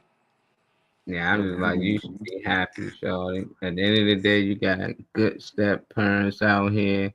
That's great. Like, it can be a whole different situation. Whatever her and mom's going through, you can tell there's a little beef on who do the most, who the best at this and this. It's no competition. Our goal is to raise this child. People always get in competition within business. They all work on the same company, but they like, no, we all on the same team. We team whoever this baby is, whatever her name is, all of us team her. That's it. The church, the step-parent, everything. They always worry about who did more, who the best. I like this one. She liked me more. She loved me more. I don't care. She love you long as she love us both, and we all doing what we're supposed to do for the child. When she get older, she might tend to like this person a little more. Well, but it's just like, man, it's all about the kids. They should be able to speak on things. If that's how she feel, let her say it. And after if you want to talk to her about why she feel that way, then talk to her about it. But don't just bash her and make her feel like she got the devil inside her. She got a demon inside her for loving somebody else. For respecting and acknowledging somebody that's actually listening to her when she need to be listened to. You gonna make her feel like that's evil. It's like, come on now. Hopefully somebody else talk to that little girl and let her know that it ain't nothing wrong with her, because she gonna still feel like that about stepmom tomorrow, and that ain't the devil in her. That's God, that she got love for the people who show her love. So I'm glad all the people that are in the comments of everything are not saying that she's wrong or not agreeing with her, because in the age of social media where you do have a situation that's blown up, now the world looking at it, at least the US is looking at it, because it's viral everywhere.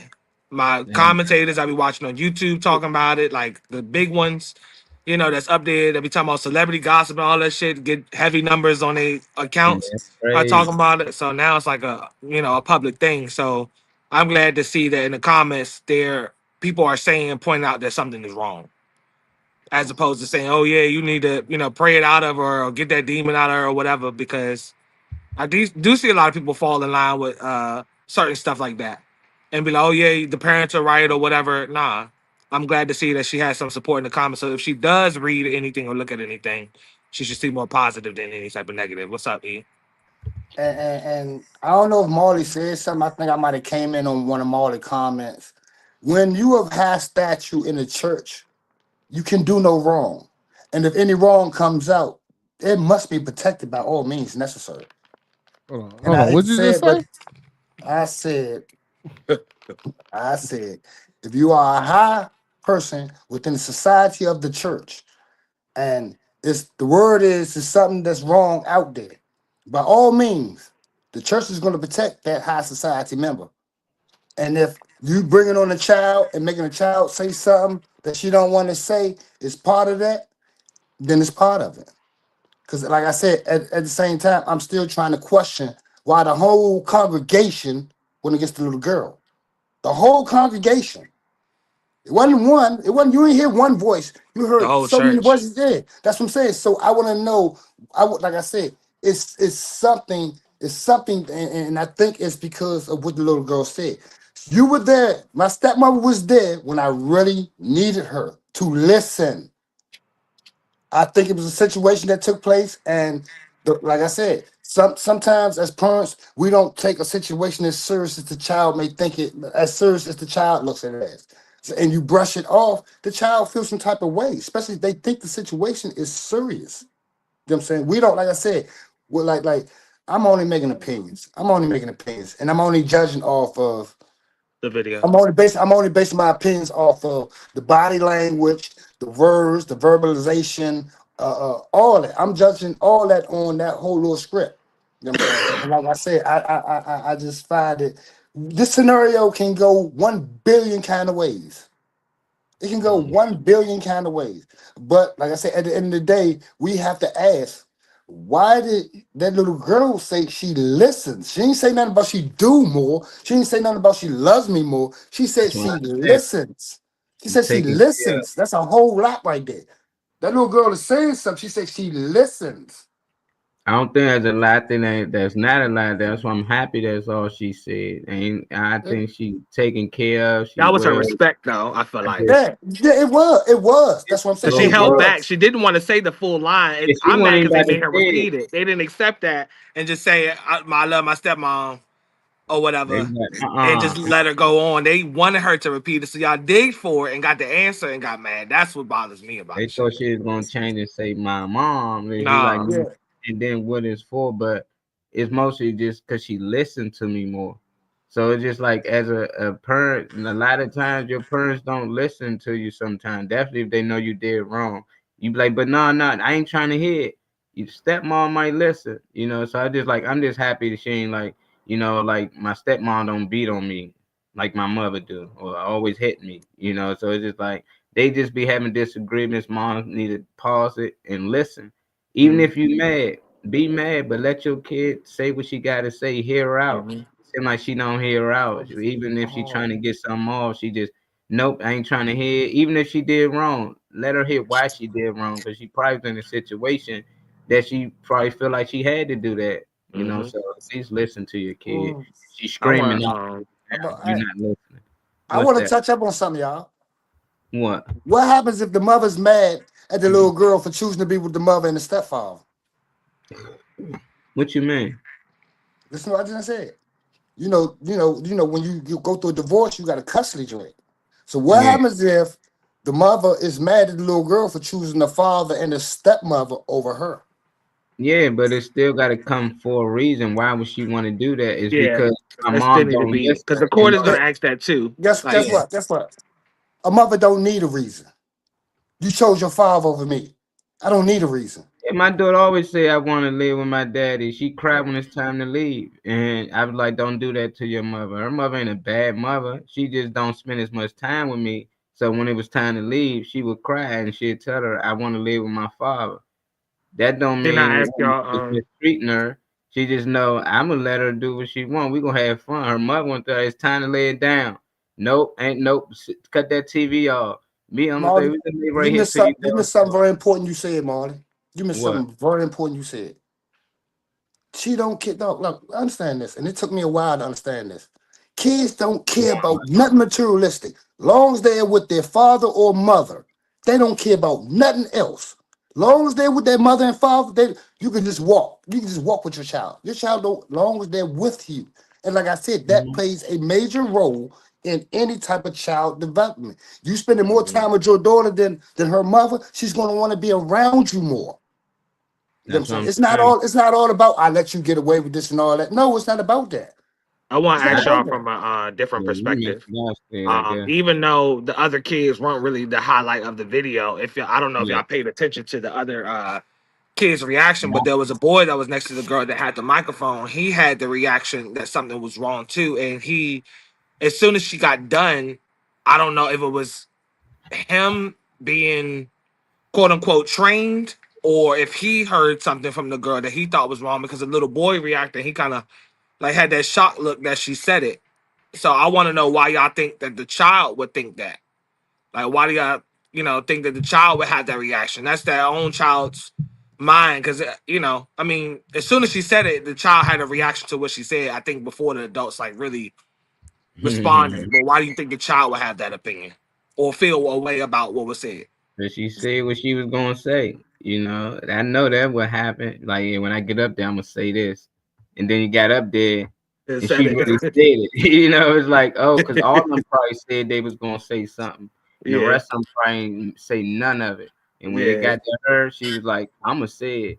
And she said it, so I respect that she came up. But I think that's why they react like that, because she probably gave them the heads up. Like I'm gonna say this, and they was like, no, you're Yeah. not. And she said, and they was like, oh, she really said it. Like, yeah, she's not gonna make it out of here. Right. They already know not to say that. Like, nah, look, Yeah. you They seem like hey, they was like pretty much, you know. yeah, And look, it didn't seem like this was their first rodeo. You know what I'm Nah. saying? Like they, Right. like you know how it is. Like I grew up in the church, and I'm not gonna say my church was perfect, and I'm not gonna say it was all horrible either. But you know what you're dealing with when you're a child. You picking it up faster than anything. So I mean, we all been in those situations where somebody asked you a question and you knew what you wanted to say, but you knew if you did, there'd be more consequences. And sometimes you just say something else just to get the hell on out of there. You know what I'm saying? Because that is just easier. But you can tell that situation was something that ain't new. That's probably something they do all the time or every year. And every year they find a kid to bring the Christ through oil and praying the devil out of him. You know what I'm saying? She just happened to be the kid that year. Yeah. You know what I'm saying? I've seen, I've been in church. Man, I done seen the joint where the pastor come up, put the oil on you, didn't expect for you to tap you, and you got to pass out and all that. I done seen that 100 times. They gotta you better fall the fuck out too. Don't get me wrong. I consider myself a man of God, but I've seen all that crap. And yeah, the pastor came up to me and pushed my head 3 or 4 times. I still didn't fall out. But, demons, get it out of them. Yeah. Then he prayed harder. Then he prayed harder, and then I'm like, yeah, bro, I'm good. You know what I'm saying? Like I'm good. But I have been. But I've also been, and just like I make like of that, I've also been where a woman prayed for me, and I saw her glow. You know what I'm saying? Like she was praying over me, and it was different. You know what I'm saying? Like I could see it. She almost looked like a damn angel to me as a child. You know what I'm saying? So therefore, it's always the real gets clogged up with a lot of this fake. You know what I'm saying? So I'm not going to say I can honestly say to you that I've experienced that where I know I was talking to a woman of God.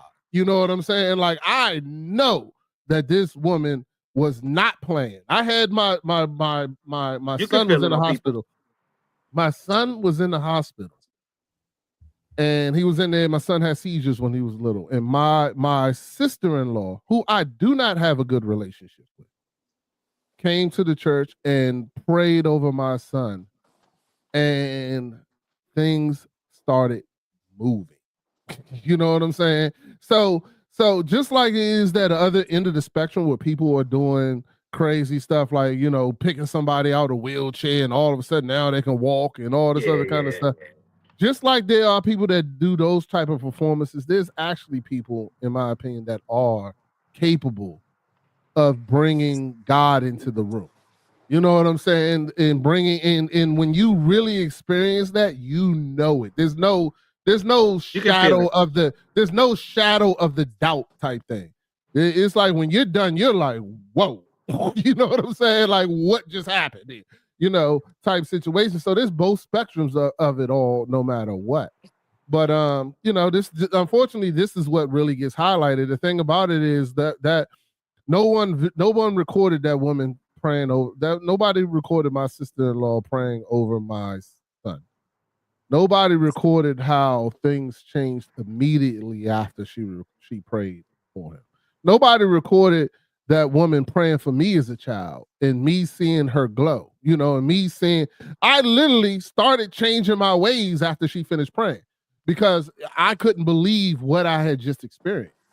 You know what I'm saying? I was like, hold on, if she praying this hard, I need to do different. Like I can't go out here and still be doing the same thing after that. You know what I'm saying? Type situation. But it's aspects of both. Just like there's people who do the walking. They bring some random dude up here. And next thing you know, he can walk, or you give me $100 and God will bless you with 10,000. You know what I'm saying? just like it's those people. There's people out there that really can bring the Holy Spirit in the room and really can change sicknesses, illnesses. I believe that there are people that can pray over something. There's people that cancer just disappears. You know what I'm saying? There's people that these things just happen. Now, whether you want to blame science or whatever, I don't know. Nor do I care, because they ain't got nothing to do with me. I'm not judging nobody's miracle. You know what I'm saying? Like, if you got a miracle, I'm happy for you no matter how it happened. I don't care if the doctor did it. I don't care if Jesus did it. I don't care if because you read the scripture did it. You know what I'm saying? I'm happy for you just because that miracle happened. Right. So I'm not going to sit here and debate whether the doctor saved your life or God did. You know what I'm saying? But I can tell you that I had a gun stuck to my head that was loaded. He pulled the trigger and the bullet didn't shoot. Now, was it because the gun was dirty and it misfired? I don't know. But I'm going to tell you what, if it wasn't by the grace of God or whatever was there that day, I should be dead right now. You know what I'm saying? There's absolutely no reason I should be dead, alive. He said that's a powerful testimony. Appreciate it, brother. Yeah. But like I said, my son is alive. And the doctors told me my son couldn't do any of these things. Yeah. They said my son wouldn't be able to play football, basketball. He wouldn't be able to, he had a problem graduating high school.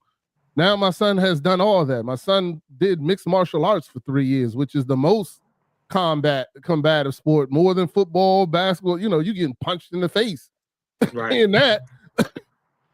And they said he wouldn't be able to do it. And then also they said he wouldn't be able to graduate high school. He graduated. You know what else he did? He then graduated. Now is a airplane mechanic for the Air Force. You know what I'm saying? And you know, so is that a blessing by God? I think so. If you think that it just so happened that he was lucky, then fine. Or you want to say it was good parenting. You know, whatever you want to say, I really don't care. You know what I'm saying? I choose to feel that it was a blessing from God. That the doctor said he couldn't do this, and then he did all of it, and is a successful young man now. I believe that as a blessing from God. If you want to believe it's good parenting, or you want to believe that the doctor did some type of miracle, or somehow he just changed his mind and was no longer sick anymore, all of them don't matter to me. You know what I'm saying? So that's all I got to say about that. I think I'm done. Understood.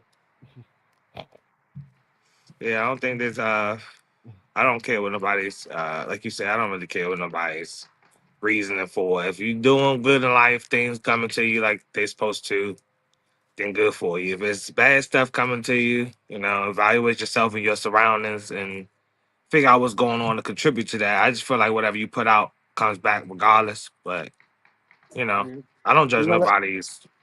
Hey, you know, I look at You want to let me say something about y'all question? Out of the $100,000 that you gave to the church, and one person got 10,000, I guess he fulfilled it by if everybody gives 100. You know what I'm saying? Whatever that was on church, close the doors, everybody get his money. Somebody got blessed by it. Right. Well, they was opening the door. They was gonna let her ass out in this video. So. No, they were supposed to be casting out the demon. Oh, okay. That's why you open the door to church. Yeah. That is I hate that so much. I've been to a church where they do that. I hated it so much. You say you had a question? Oh my God. Yeah. Oh, no. I'm about to say something about what y'all said.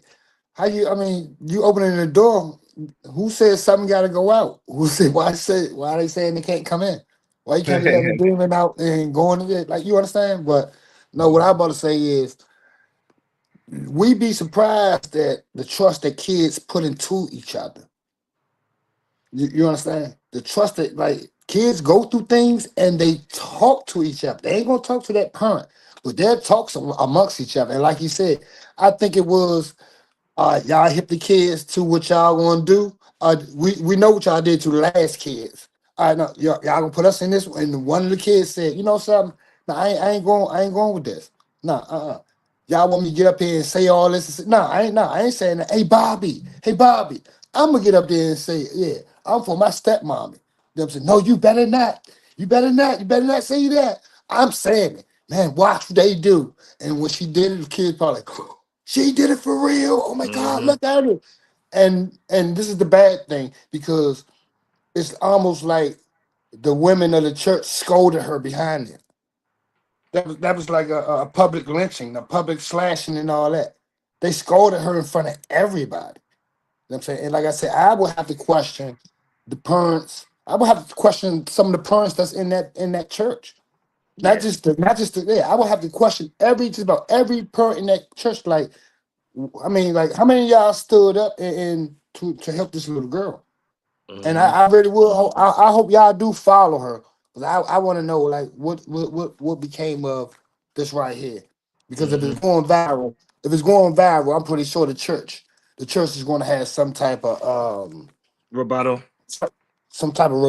or I mean, the church is definitely going to suffer. The church is definitely going to suffer. You know what I'm saying? Do you know how old that clip is? No, that clip was recently gone viral. Just recently gone viral, but that don't mean it's not 5 or 10 years old. It just means that now everybody's saying that it's new. Like, I never seen no. No, I'm not saying it's not new either. I'm just no. I'm just saying everybody was saying that it was new in current situation. Because you be surprised. It might be that girl is an adult now releasing that joint. You'd be surprised. True. I know if I had a video like that and now I became I released it too. You know what I'm saying? Now that I'm old enough to release it, you know. Yeah. I would. But I was just curious. I mean, it has nothing to do with anything, but I was just curious. I wanna know who was taping it. Well, they was probably taping it for the church service. Yeah, they was. Yeah, I was probably the person that holds the camera in the back, that be by the doors and shit. They used to tape my church service about the church, doesn't it? Because they church films stuff that you know. Right. Nah, no. Church. I wouldn't say they say anything. My church used to film it, and then they had the joint. They would record, and they would put like last week's sermon. If you missed it, you could come this week and just grab last week's sermon, like a videotape of it. That's especially nowadays. Especially now. I'm talking about back in the 90s. Marley does the same thing, editing and all that. We were just talking about that. Some people stay up all night editing. If it gets out to the internet, you would think that they would have went through editing, and that part, somebody would say, "Nah, don't put that part in there." They would have probably showed something better as far as the ceremony that they had that day. But I don't think they would have showed. Which gives me the indication it's a personal cell phone as opposed to something that's done through the church. Yeah. Because she wouldn't have access to it. No. Or it could be one of the church members saying, "I'm fed up with this. Y'all do this dumb shit every year." You know what I'm saying? Y'all do this shit to these goddamn kids every 3-4 months. It could be the stepmama probably back there like, yeah, I'm about to get this. Let me get this shit. It might be her too. It might have been her too. Told her what to say today. At the same time, we're seeing a fraud in live time. That's a fraud to me. You know what I'm saying? That goes back to what he said. The preacher walk up, he hit your head 3 times. He looking at you like, bro, I'm good, bro. Fuck is you still hitting my head for? The shit ain't hurt. The shit I ain't go out the first 2 times. He said, I'm not about to do that. Come on, bro. I ain't gonna embarrass myself. You got a whole woman behind me talking about she gonna catch me. I'm 400 pounds. Ain't no way. Nah, it ain't happening. Nah, they had pillows and blankets and everything, dog. Come on, man. When you fell down, they put the pillow behind your head, and then they put the purple blanket over you. And the blanket wasn't even long enough for people. It was only like the prayer blanket when you pass out and everything. Yeah. All right, that was crazy work. I was like, y'all don't get me out of here. Don't laugh at me, y'all. Don't laugh at me, y'all. But honestly, I done been to church before. And unfortunately, the churches that I went to had like old. It was older preachers. And both times I went to this particular church, they tried to give me that little cracker. And I swear, and everything I love, the cracker and the little drink, whatever you talking about communion? Yeah. I passed both of them up because first of all, I'm an individual that's clean.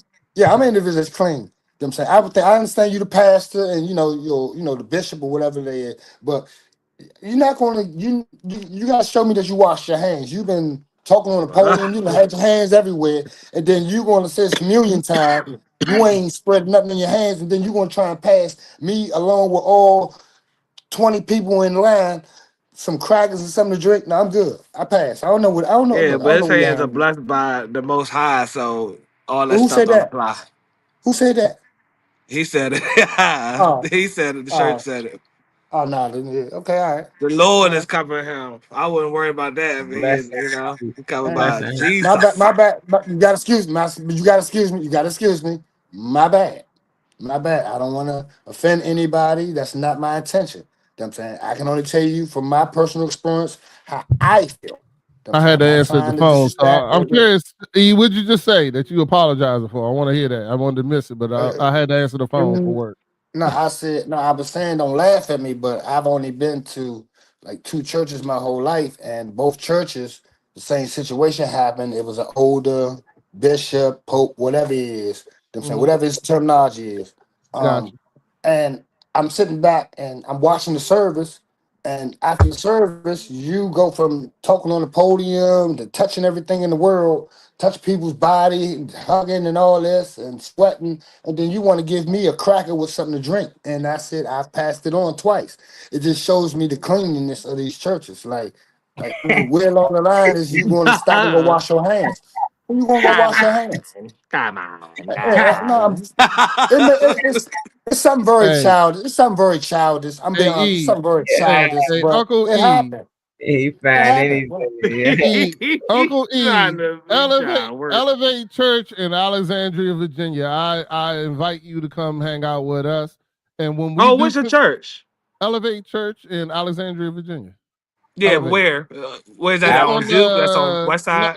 it's right off of Duke, but I can't remember the name right off the top of my head. I think it's Closer to Fox Wheeler. Chase or like closer to like the old town end? You know, all right, so not Old Town. It's the Not opposite that way. far down, like Yeah, like if okay. you go on you know Hoffman is Yeah. on Oh, Duke, okay, yeah, yeah. you would go to Eisenhower. the left like you leaving You Alexandria. Oh, you okay. Yeah, you but right there come by a there. bank. It's right there by a bank. Nah, we're right by the police station, actually. We're across the street from the Yeah. police station in That's Alexandria. right. I know exactly where you at. Yeah, Yeah, come on, yeah. come Pay for there. my Uber. I And come. and when we do, yeah, I'll pay for your Uber. That's nothing. When we do communion, they're all individually wrapped, brother. So you have to unwrap it, and the cups, Okay, but the cups, After and the COVID, cookies, even the Lord said, no, "No, all this shit is all plastic." individually wrapped, brother. So if you want to have communion, come hang out with no. us. It's every Okay. first Sunday. You come have communion. You ain't got to worry about nobody touching it. You ain't got to worry about nothing. It's all individually wrapped, brother. Okay. No. They said ain't no excuse. We package that shit up. Nice and yeah. safe. I thought Unc was I gonna told say Don't y'all play the that that. truth. falling down the stairs shit I on me. told y'all the Nah, truth. come on. No, I'm Come sorry. in. I told y'all the truth. No, I'm sorry. I told y'all the I went truth. to a Catholic church where they were all drinking out the same cup. I was like, Oh oh yeah, hell nah. nah. No, they No, that's a gang. little too Y'all, close. Gang. y'all tripping. Ain't Unc, but nobody drinking out this cup. Unc, I never do communion, but I don't like I don't even know make what it is, and I don't know what it but means. no, I it's Well, I don't know don't, what it basically is, and hold I on, don't know y'all what it heard means. Molly like, talking? I don't yeah, think so. You can hear me? Yeah. I hear you Yeah, now. what? Okay. No, I said I don't do communion neither, but I still go. And the last time I went to church out in North Carolina with my son and his mom, they was trying to see me eat it. Like I normally just like put it in my pocket or I give it to somebody. So they see me put it in my Demon. pocket. So they came over and was like, why you not eating it, and drinking it? I was like, no, I was gonna give it to her, I can't eat this stuff, because it's like, why not? And I was just like, I just can't, I'm vegan, I be worried about. She's like, nah, you can eat that. So I told her, They said, I go told her, ahead now. I told her, nah, I'm okay. I just gave it to my child's mom and she ate it and shrunk it. She was like, man, why you ain't say nothing? Because I ain't want, say nothing in church, but I just Yeah. don't condone in that because I know it's the body and the blood, so I just be like, what that is. Anything outside of the church settings, you talking about eating the body and drinking the blood of somebody, that's cannibalism. So I don't get into that because of that, but I get why they do it. They're supposed to be the baddie and the blood. Like, hold on, that sounds like some other stuff they be doing out here with blood and baddies. So I just never liked that part of it. So I just don't try to say nothing. But they caught me, man. I was like, man, what do I do? Because I didn't want to say that to them, and I didn't say that to them.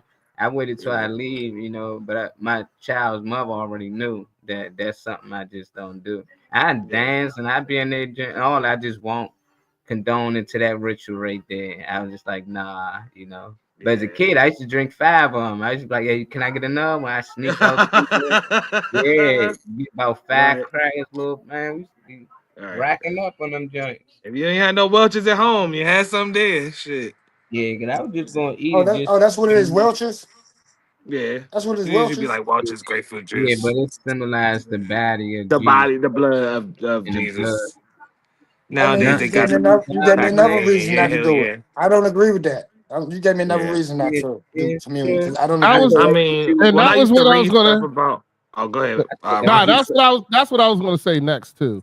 That if you, but make sure when you're doing communion, you do know why you're doing it. You know, because it does symbolize something, and if you believe in, you know, your actions and all that kind of stuff means something, and you don't understand what you're doing, then yeah, it is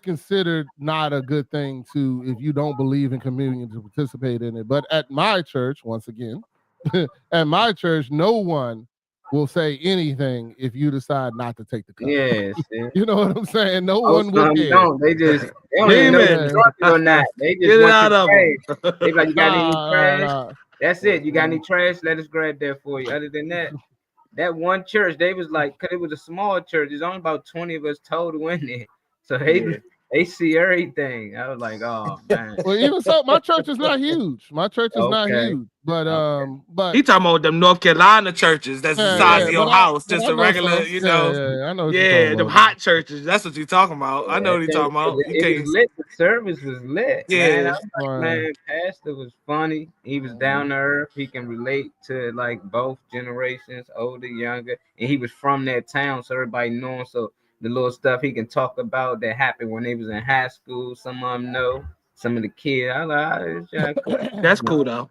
I like that. Before we get up out of here, I don't think Reese gonna pop in today. Okay, all right. I just want to ask, can y'all tell me what y'all learned from church, other than the laugh from church, man. I learned a whole lot from church. The more you go, the more you learn. That's like saying what you learn from school. Like some stuff. No, it's not. No, it's not. No, it's not. No, it's not. No, it's not. What did you learn?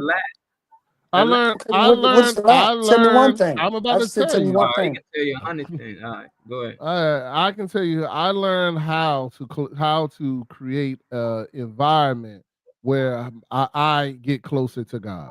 That's what I learned when I go to church. I learned I be around other like-minded people who have. It's just like, and I like Molly's. What you call it? If you're in the cars. You got your own car. You got your own car. You go to a car show. When you go to a car show, are you technically going to learn something? No. But you go there and you talk to other people about their cars. I talk to other people about their walk. I talk to other people about what's going on. I talk to them about my walk. I talk to them about the issues that I'm going through. I learn how to pray. That'll be the equivalent of me learning how to tune up my car better. You know what I'm saying? There's somebody in that church that has something for me. It's not always the pastor. You know what I'm saying? It always can be something else, but it's somebody in that church that has something for me that can help me. My church that I go to helps me out in ways that I don't even ask. You know what I'm saying? My daughter goes to college. They pay for her books. No one asked. You know what I'm saying? They paid for when my daughter, they went to college, they did the little recognition joint, and then they handed her a check. You know, we had this young lady who's called the first. She was our church started about, I think, 10 years ago now. We have a girl who was the first little girl who was born in the church. You know what I'm saying? Her birthday was last week. Pastor told everybody to give her money for her birthday. You know what I'm saying? To help him. You know, we don't have no like when our pastor has a business. He has a multi-million-dollar business. Not even to do with the church. You know what I'm saying? Like, he does all this stuff and nothing has his name on it. It's not called, he doesn't call himself, and I hate the great bishop, honorable, miraculous, 3, 40, 50, what you call it, When he enters the building, God shakes. None of that shit happens at my church. You know what I'm saying? My pastor is an ex-Marine. He will tell you that he's committed more sins than you can imagine. You know what I'm saying? And he's no different than any one of us, except for he's standing in front of this pulpit. That's the only difference he is between us. You know what I'm saying? And it's all about where you go and who you're going to be with and hang with like-minded people. For me, it's about growth. It's about character. It's about me being the better version of myself. I don't go there for anyone else. You know what I'm saying? I go there to make so that I can be a better person. So that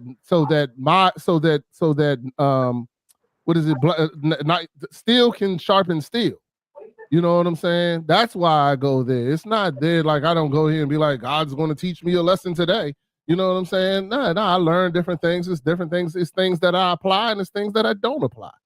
You know what I'm saying? Because the church is just a tool. That's it. It's not like you said earlier, the true church is in yourself.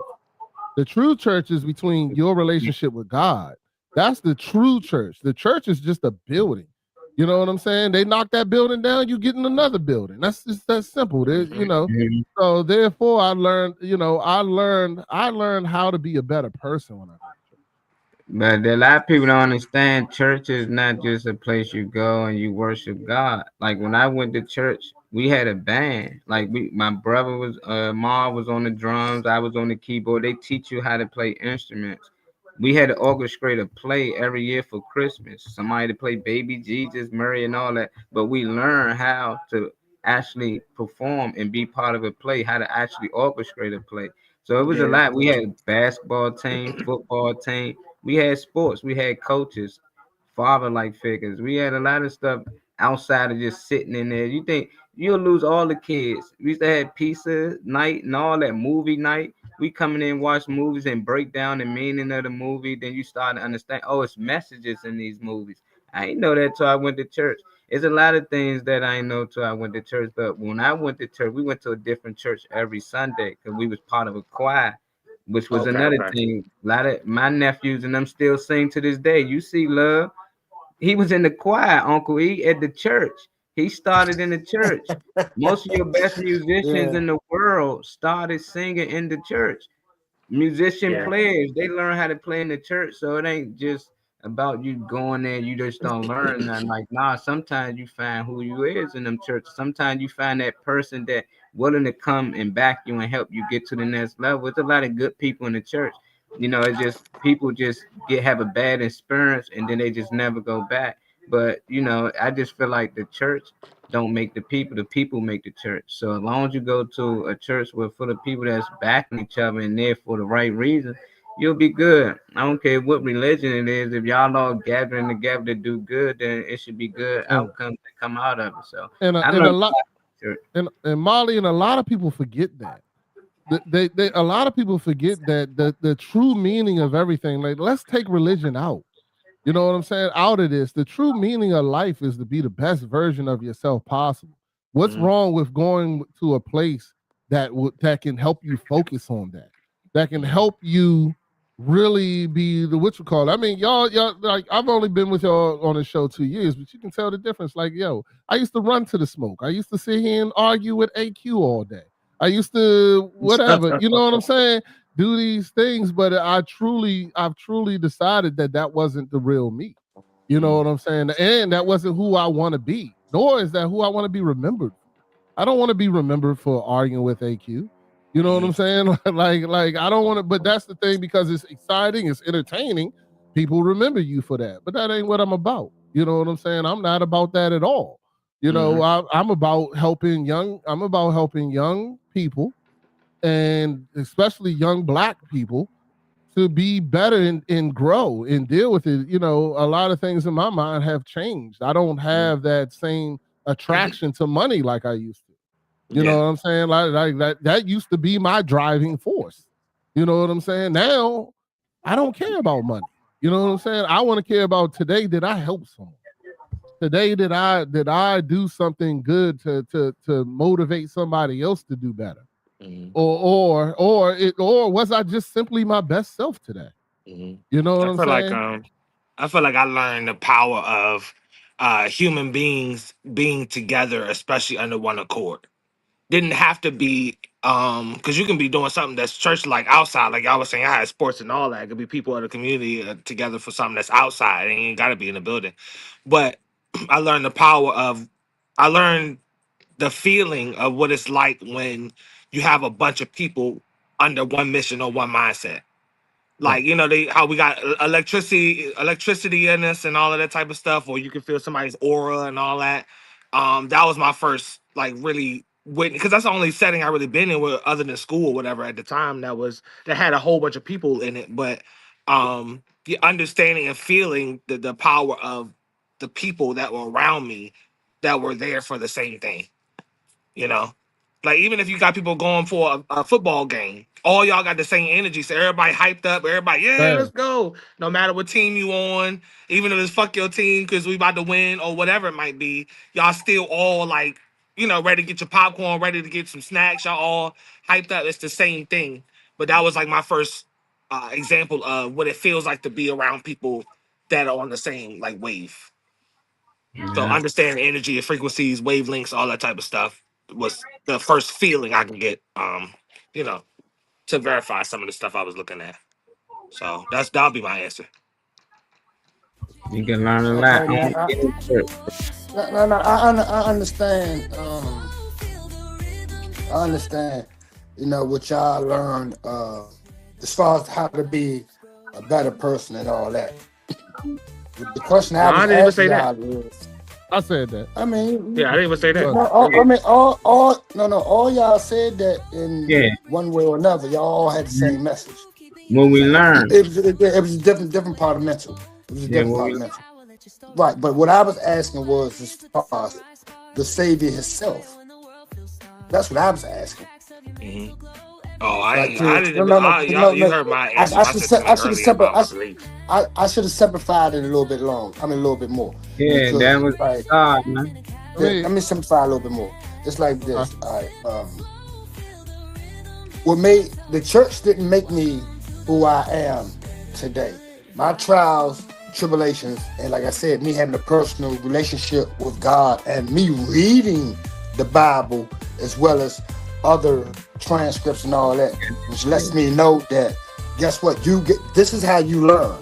You don't learn through somebody telling you something, you learn through you experiencing it. You know what I'm saying? So I guess my the way I look at church is, like I said, it was why I don't need that, you know, I don't want that energy, because all that energy, I collect a lot of energy, all that energy ain't good. And I don't know how some people may feel, but when you're around bad energy, it kind of hurts. It takes control of your body if you don't like on some real, you get convulsions and all that. That's if you ain't centered, then anything can affect no. Yeah, actually, listen to what I'm saying. If you're around something truly evil, your body knows that it is not good for your body, will shake uncontrollably. I've been in this situation. I've been in a situation that I was so scared I could not even breathe. But at the same time, I kept on saying, man, in Jesus Christ's name I rebuke you. In Jesus Christ's name I rebuke you. I'm saying it mentally. Yeah, you should fear no evil, man. If you knew that is in you, you already know not to fear these. So now you understand what I'm saying. So now you understand my teaching. You doing, but we just go to church as well. For some reason, people assume if you go to church, you don't study outside of church. You don't read the Bible outside of church. You ain't got a personal relationship with God outside of church. No, it started out there. That's what brought you there most times. That's the introduction for most kids. You know, so it's like just because somebody go to church don't mean they don't learn anything about the book outside of church. That don't mean they don't read and study the book on their own, because I did both. Just because you do one, you don't do the other. You're missing the number one word. You're missing the number one word. One thing. You doing everything outside of church, which everybody else possibly doing, but you just not going to church. You learning everything you feel like you're on, but they going there sharing notes. That's the only difference. It's like somebody going to homeschool, you going to school. You want to learn at home on your own? You can turn on the Bobby Jones and look at a church episode, but at the end of the day, you still church. Two or more gather is church. Remember, you said it ain't the building, but I think it ain't. And my next question is this, Uncle E: do you not go outside either? Because there's a lot of evil out there too. So I'm confused to your point, because if somebody said that to me, and I'll be honest with you, Uncle E, I would say to him that you're afraid of the good, not the evil. It's the good that terrifies you, because the evil is out here everywhere we go. The only thing different that could happen at church that could be different, because if you find evil people in church, that you can find them at the grocery store. Like that ain't nothing different. But when you find a good person and a real person that's going to hold you accountable, that's what a lot of people get afraid of. Yeah, that's how. First of all, church is not supposed to be for you to hold anybody accountable. Because if you're holding somebody accountable, that means you're making judgment. So that's definitely shouldn't be in the script. That's exactly true. No, it's not. That is. I can 100%. Why it's not? Tell me why it's not. Holding somebody accountable is not judging their actions, because you did it. It's why do you care? What can I finish? Remember what you said. Why do you care? Oh, my bad, my bad. All right. Holding somebody accountable means that a person, like if I slap you, right? You're going to hold me accountable for slapping you. That's not a judgment. You did it. You know what I'm saying? Like, I slapped you. You slapped me. I'm not going to say, you know what, in my judgment, you just slapped me. Nah, nigga, you slapped me. So therefore, I'm going to hold you accountable for what you did. Judgment is you judging what they did. In other words, you saying, you slapped me and now you got to do 2,000 years in jail because of what you did. You know what I'm saying? That's giving judgment. That's passing a sentence. That's executing something. Holding somebody accountable is just simply, you slap that person, you need to do something about that. That is not what you should be doing. You shouldn't be walking around here slapping people. That's not a judgment. Don't your Bible say turn your cheek? Turn the other cheek? That means that you don't fall in line with somebody trying to dish out some negative energy towards you. That means you have the ability and discernment to say, I'm not going to fall in line with this, or I'm not going to let this situation take me over. But that's not the same thing, in my opinion. What he pulling up? Well, he can know how the Bible do things. 4-step process for church discipline. Step 1, go alone. If a fellow believer sins against you, go to them privately to address the issue between the two of you. If they listen, the matter is resolved. Step 2, go with witnesses. If the first attempt to resolve the issue is unsuccessful, bring 2 or 3 other people with you to address the matter. The goal is to have the situation confirmed by others. Step 3 is to tell if those 2 don't work, the third step is to tell the church. If the person still refuses to listen, tell the entire church. At this point, the matter is out of the hands of the individuals involved, and is now a matter of the community address. So meaning your peers, your people, the village is coming together to fix that type of situation. But I don't think that's like judgment, like at the same time, because if you did it, you did it. But I would be thinking that if you know it's something that you would be judged for, or you think it's something that's wrong eternally, then you would be in that space or whatever to still like navigate. Whether you're going to a therapist, whether you're going to church, you still confiding in people that's supposed to help you walk around your own actions. And let me say this real quick. Before I forget. Did y'all ever think that may be what the little girl did? Number 4? What's that number 4? That's Matthew. What about number 4? He said the girl did number 4. Yeah, he was saying she. I want to go back to the. But I don't. But my thing is, I don't claim any religion, but that's not gonna stop me from going to church. It's not gonna stop me from congregating. That's not gonna stop me from listening to the word. That's not gonna stop me from talking to people. That's not gonna stop me from being someone at the table serving food on Thanksgiving. That's not gonna stop any of those things. So I can remove myself as someone who doesn't claim a religion, but still willing to hear what the pastor's talking about. Still willing to pull out the Bible page and read what everybody else reading. I don't if it's about all that Uncle E was saying, then use me as a highlight for a second, because I don't necessarily have any belief in any or claim anything, but at the same time, like I said, it doesn't stop me, limit me.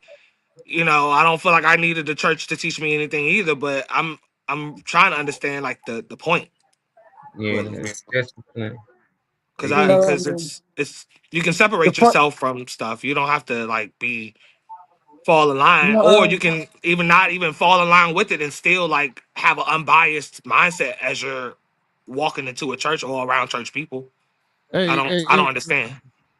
And Uncle E, the thing about the Bible is that it's a tool. You can take a verse and change it to be whatever you want it to be. That is your decision. If you believe that when you read that verse, that is telling you that when somebody punches you in the face or somebody slaps you, that you are to turn the other cheek and let them slap you again, then that is 100% your decision. But I'm going to tell you that my relationship with God is that if you slap a person on the cheek, you will get a repercussion. Something's going to happen. You know what I'm saying? Like, God is not telling me that, oh, it's because I put this in this Bible, now you can go slapping people and there's no repercussions. You know what I'm saying? They are, you supposed to look at them and go, turn the other cheek. God commands you. And if you think that works, that is cool with you. You know what I'm saying? But I'm not going to sit here and tell you that. But the thing about it is that the Bible is up for interpretation. And once again, it can be used for good and it can be used for bad. So you can take any verse in the Bible and turn it into something that it's not. Now, am I going to sit here and preach on you what that scripture really means? It's another show. But what I'm going to say to you is build your own personal relationship with God. And if he tells you to go to church, go. If he tells you don't. It's that simple. I can't judge your walk. You know what I'm saying? That's the biggest thing that a lot of Christians try to do. And that's where it's called judgment. I can't judge your walk. Your walk is different than mine. Some people were built like Moses. Some people were built like David. You know what I'm saying? Like, they both had different walks. They both did different things. David killed millions. You know what I'm saying? Millions in the name of God. You know Kenny what I'm saying? Some people didn't kill any. Kenny said, I listen to truth in all faiths, so I'm on. I'm sorry, my bad. I didn't start getting tongue-tied. I listen to truth in all faiths, so I'm unorthodox. I love the truths of my nation brothers. They mentor me a lot. Yeah. I don't really. It doesn't matter to me where anybody get they. You know. But anyway, to go back to what I was saying is that so the interpretation is up to you. You're going to have to answer to God when you finally have that conversation with him. Now, if he's telling you to go to church and you don't go, then you got to answer to that. Now, if I sit here and I get slapped and God tells me not to turn the other cheek, guess what I'm going to do? I'm going to turn the other cheek. The gratefulness that I have is that my God has not asked me to do that. So therefore, I thought that was just equivalent to like. I thought that was just equivalent to knowing when to hold and when to fold. The same thing we say on the street about pick your battles. I just thought that's what that meant. Am I wrong about that? My interpretation of what that line means, Rodney? When they say turn the other cheek, I just thought that meant like, you know. So I think okay. My interpretation of it was always turn the other cheek and let your Lord deal with it. That was always my interpretation. Like you can, hey, it's not as long as you're alive, you go ahead and walk the opposite way, and I take care of that. I mean, so many stories in the Bible tells us about when God tells his followers to go and don't turn back. That's what he means. Go and don't look back. I got you. And I think that's what that scripture right there says. But like I said, that's just my belief. Like I said, I'm not here. Listen, I need y'all to understand this. I'm not trying to discourage anybody from going to church. I was just, like I said, once again, I only speak on like my adventures in different churches. I've only been to 2. You know what I'm saying? Now I've been to several churches in prison. I've tried to study every kind of religion I can think of. You know what I'm saying? I try and get a little information about everything. You know what I'm saying? Like I said, I just give, like I said, me, myself, I believe that, like I said, you know, my Lord walks around with me every day. I don't have to call I done put myself in so many situations, you know what I'm saying, that I know I'm protected. I know I'm protected. You know what I'm saying? But I don't think, like I said, me, myself, through my trials and tribulations, I just don't feel like I should go to church and let somebody give me their interpretation of the Bible, and me stand by the Bible or whatever tool that any religion uses, I heard that whatever tool they sound. use. I don't know if somebody can I'm hear not gonna allow me just to know this and not question it. I have questions as to every religion, but I have questions as to the history. You know what I'm saying? So please don't I'm not trying to discourage anybody. I'm not saying, like I said, only thing I told y'all, I went to the church twice. You know what I'm saying? I stayed for the whole ceremony. I just didn't agree with the trying to put that whatever that was, make me drink that stuff. That's it. And like I said, once I had understanding as to the Bible and what it meant, I got that Bible. I started reading myself. I created a fatherhood, a sonhood, a brotherhood, you know what I'm saying, with myself and God. That way, you know what I'm saying, I can have an understanding. I read that and I asked for understanding. That's what I can say. I was with my God and I asked for understanding and I got it. So Mhm. I don't need to go through church 40 years for me to know how to live like Jesus Then Christ what or was how your I'm supposed to live. understanding? I just told you. That was my understanding. No, of that particular, the one that you just the turn the other cheek. What's your understanding of that line? I told you my I'm just curious. understanding was I said to my no, this is my understanding is, you know what I'm saying, for if something happens, if you're able to walk away, you know what I'm saying, I got your back. That's basically what God tells me. If it's an enemy, I would, like he said, I'm gonna take care of your enemies. You ain't gotta do nothing to your enemies. I'm gonna take care of your enemies. And I take that as, guess what? If somebody hits you, don't hit them back. I'm gonna hit them back for you. Only thing get me though about when people say that like judging wise, because they only look at people judging when they doing wrong. But the minute they do something good, they don't realize that people judging them still. Just it's a good judgment. So you like it. That's why they say then we all be judged. They don't just say that's considered bad. No, you can be judged on what the good things you did and the bad things. So whenever somebody So calls somebody out on what's a good something bad, judgment? that's what I'm What's a saying. good judgment? You got to be quiet. I can't even talk. You listening? Or you frozen? I think he's frozen. Yeah, he probably don't hear me. But most times, yeah, anybody, like if a kid or somebody or a grown person do something great, you say, "Oh man, that's good, man. You doing great, man. You're a good man. You this and that." They judging you. They judging based off your actions, what they saying you do, and you loving it. You don't Ain't say, "Oh, nothing but they judge analysis. me." Somebody watching what Yeah, God absorbing judge it, me. processing it, and giving you a response on their opinion. Yeah, That's as all long as it is. something good, people will love the response. But the minute something negative, only God supposed to judge. Yeah. Then why did they keep on Well, giving you good opinions on? Go ahead. in the Bible, that what you just named is, in my opinion, is not the same judgment that God is talking about when he says stuff like, let him without sin cast the first stone. Yeah. You don't judge unless you be judged. The problem was the punishment. They were doing judgment and execution of a punishment. So in other words, they saw this person. I said, Molly, you know what? I look at you and I think you're not a good father. I'm taking your kids away from you. That's the judgment he's talking about in that. He's not talking about like judgment like, Molly, I think you're a great father, so I'm gonna let you stay. I'm gonna let my kids hang out with you. You know what I'm but that's saying? how most people talk about it. I understand how judgment good. He with the without sin may throw the first stone. That's what is judgment. But they look at it like if you say anything about anything they did wrong, it's nothing they did wrong that's written in the Bible. I'm talking about wrong today. They say don't judge me. Only God can judge me.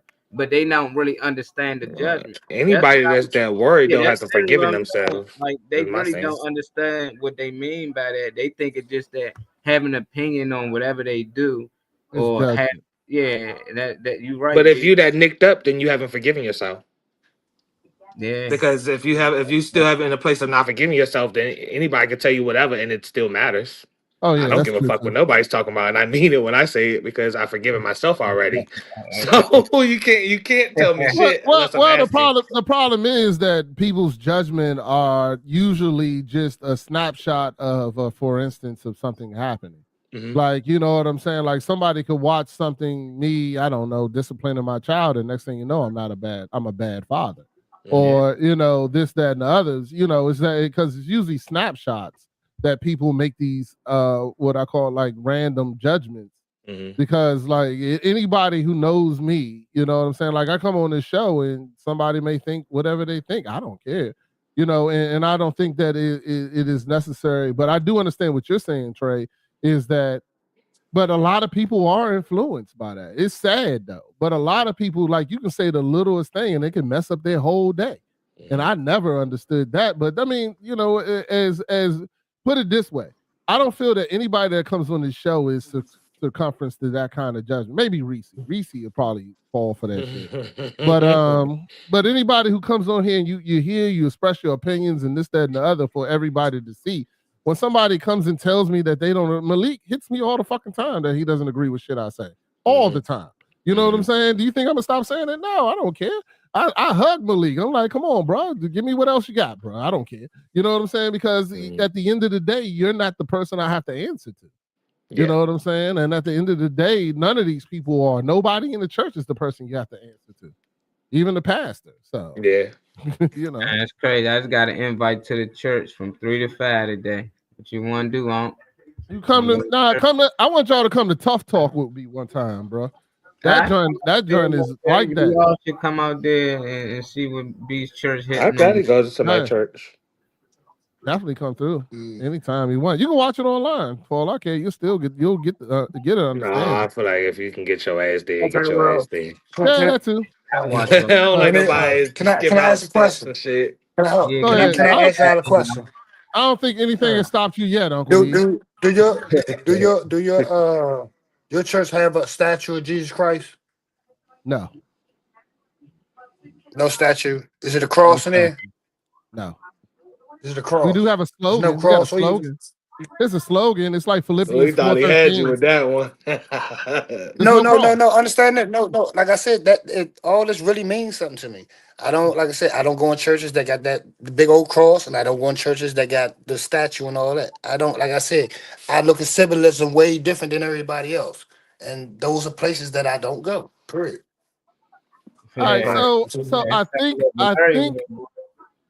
I think the what's the thing, the not the pulpit, but he has a stand there, and it kind of has like a podium. It has I don't know if that's a cross though, or that's just it holding together. Nobody looks at it as a cross. I never looked at it as one. I'm gonna have to look and to see if there's no thrones, right? No, a throne. And there's no thrones. Yeah, the thrones is with a lot of bishops and all that. They be having them thrones. You do know what talking about them tall right? chairs and stuff. Nah, my pastor stands. Yeah. And he sits with the congregation before he comes up there. He's sitting out there with us. He seemed real solid. He covering all the marking all the boxes. He doesn't have an armor bearer. He drives his own car and he pays for his own car because he owns his own company. And he has a church in Kenya. As a matter of fact, he has He has 2 schools in Kenya that don't belong to him. They belong to the church, but he's the one who started it and he's the one who funds it. But you know what I'm saying? But he has his own job. He has his own company. So he does say that he has a salary, but he gives that back to the church. All of it symbolism though, man. If the hospital got symbolism, it's like everything, your dollar bill, you got a dollar in your pocket, you might as well burn it because it got the most demonist symbols mostly. That has nothing to do with what I'm saying, Marley. That has nothing. What I'm saying. A lot of people they find a Marley. reason to just debate and argue. I'm going in because of the cross, but they don't know the history about the cross. They only know what a crucifix is. But it's like we finding reason that separate ourselves from people. Forget about the church, the building. Think about the people that's in there. They don't even know about that cross. You can be in there teaching them about that. Instead, we get into the symbolism thing and we ignore the double symbols everywhere. They everywhere. In CVS, the pharmacy. That's the witchcraft symbol with the snakes eating its on. Even NASA, all them got these apple. All them the E beat the app. By it's so many symbolism everywhere. So it's like you can't just look at when it come to church. You gotta look at when it come to all this stuff, television, everything. And I got Uncle E, and I can tell you how significant my church is. Next door to my church is an Islamic Relief Center, and my church donates to them. My church helps them out. They run we run what you call it. They're allowed to park in our parking lot, and we park in theirs. We have a very open and friendly relationship with the Islamic Relief Center that is right next door to my church. You know, and when I say next door, they're connected by buildings. You know what I'm saying? So it ain't like they stop there for them. We stop them. We have judgment for them. If they're doing good, we don't care. You know what I'm saying? Like we're here because we have to answer to God, not a pastor or not what other people think. My pastor says that I have brought no one to Christ. No one. Christ brought you to him. All I am is here is a tool to help you and guide you if you ask and want to be on the way. But other than that, when you get to heaven, don't mention my name because I won't mention yours. That's what my pastor said. He says, when I get it, don't be like I followed under Pastor so-and-so. He was like, do not do it because I'm going to say, you don't got to worry about God saying he don't know you. He said, I'm going to say I don't know you because I don't know what you do when you go home. You are a sinner just like me, and I'm going to look at that. I'm going to look at you as a sinner just like I hope you look at me as a sinner.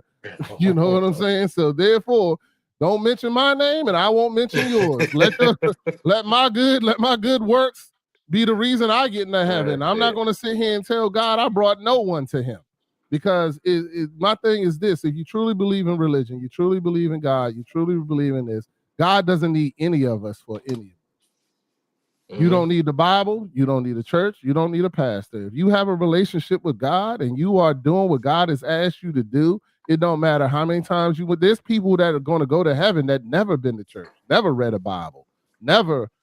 You know what I'm saying? But God reached out to them and they answered. So therefore, that's what I truly believe, that none of this stuff can be judged. I can't judge Uncle E. I won't be surprised if Uncle E is in heaven or anybody else, because I don't know your walk. You know what I'm saying? Nor am I worried about it. As long as when I meet you, you do good things when I'm standing there and we do good things together, I'm moving on. Like, you know what I'm saying? I'm not gonna be in heaven and be like, how did Uncle E get in here? You know what I'm saying? Like I'm not gonna be like that. I can, I'm psyched I'm here. Like, shoot, I know my sins. You know what I'm saying? So yeah, I'm not judging no one. So and that's the one thing. Like I said, you just gotta find the right one, bro. You gotta find the right church. You gotta find the right people to hang out with, the right people. But you also have to be in that place of wanting to do good. You know what I'm saying? Like, you want to do good. You want different for your life. You want to change things. If you want all those things, the church is a great place to start. You know what I'm saying? Not to saying that it's the end all or be all, but it's definitely a good place to learn or to grow if you want to grow. If you don't want to grow, then maybe it's good that you don't come in. I feel like even when somebody says something. So you're saying if I don't go to church, there's no growth? I didn't say that. Is that what you heard? That's exactly what you said. That's what he heard. All right. I feel like even when somebody say something negative to you, I feel like out of those negative things somebody could possibly say to you, it's only judgment if you accept it as one, because I feel like you can always pull something positive even out of a negative message, because there's some truth to shit that people be saying. Either they mad and they want to hit you with a low blow. It's usually something they already wanted to say, something that's already been on their mind anyway. But I always take a message out of negative shit. There's something in the mix that I might not like nothing you're talking about, but there's something in the mix that I can use, and that's what I'm gonna do, even in a space that might not serve me. Yeah, that's how I can walk through it without a problem. Church within, if you Christ-like and you live in Christ-like, all I know is that Jesus talked to everybody. He wasn't afraid to be around no group or anything, exactly. whatever it is. So at the end of the day, I'm the same way. They energy can't drain my energy. If anything, I can pour into them. So if there's any negative people out here and I'm around them, I don't run because I feel like, oh, they gonna drain my energy. I might leave. I just feel I want to be there. But if anything, I pour into them. You'll start to see them change the conversation. You'll start to see them don't want to talk about Bad Girls Club. They want to talk about what we talking about right now or what's going on in the real world. Just Yeah, for real. certain people bring certain energy out of you. And that's why you got certain people you go to the club with, certain people you go to church with. You always gonna have them different groups of people because some people not gonna be into church. Like if Unc not in the church, he ain't a person I'm like, Unc, let's go to church. But if it's few people that is, them the people I talk. Hey, on Sunday we go to church. This what we do. On every summer we tend to go on vacation and go this. That's what they do. It just certain people do certain things, but I just like we gotta start doing it together. Y'all got I love Unc, man, but I see where Molly get it from. Y'all got to be related because he do the same shit Molly do. He try to do that purposely. He do it too. I think he be doing it too. I don't know. I think Unc I'm be doing making it some good points though, man. Unc don't even be making points at the time. He just arguing, man. I like come on. He's too smart. I know he's playing. He just arguing. He just trying to find demon. Oh, good. Get it out of. Oh my God, really? Really? She said, "I'm gonna pray over you right now." She said, See, I mean, I never said no. She Understand quoted that. something. I don't know what she quoted. Understand that. See, like I said, I ask questions that a lot of people would not ask. You know what I'm saying? A lot of people would go. A lot of people just keep on moving forward, doing some shit that they don't even know what the hell they doing. You know what I'm saying? That's true. I didn't, as I said, I didn't say anything was bad about the churches because, you know, like I said, these are things, like I said, I have come to learn about who I am as a person, who I am. I need you to understand. I need you to understand that we understand that. And I think right now, take advantage of the luxury of you being able to talk to people that can have and share that type of dialogue, as opposed to it being turned into something else. So I would rather just you utilize the time when you have them people versus a time when you might be in a space where you can't be received, because the people you talking to right here are not easily persuaded by shit. So I think it's not. It's not. No, but see, I think y'all keep getting mixed up with, like, I don't say things for.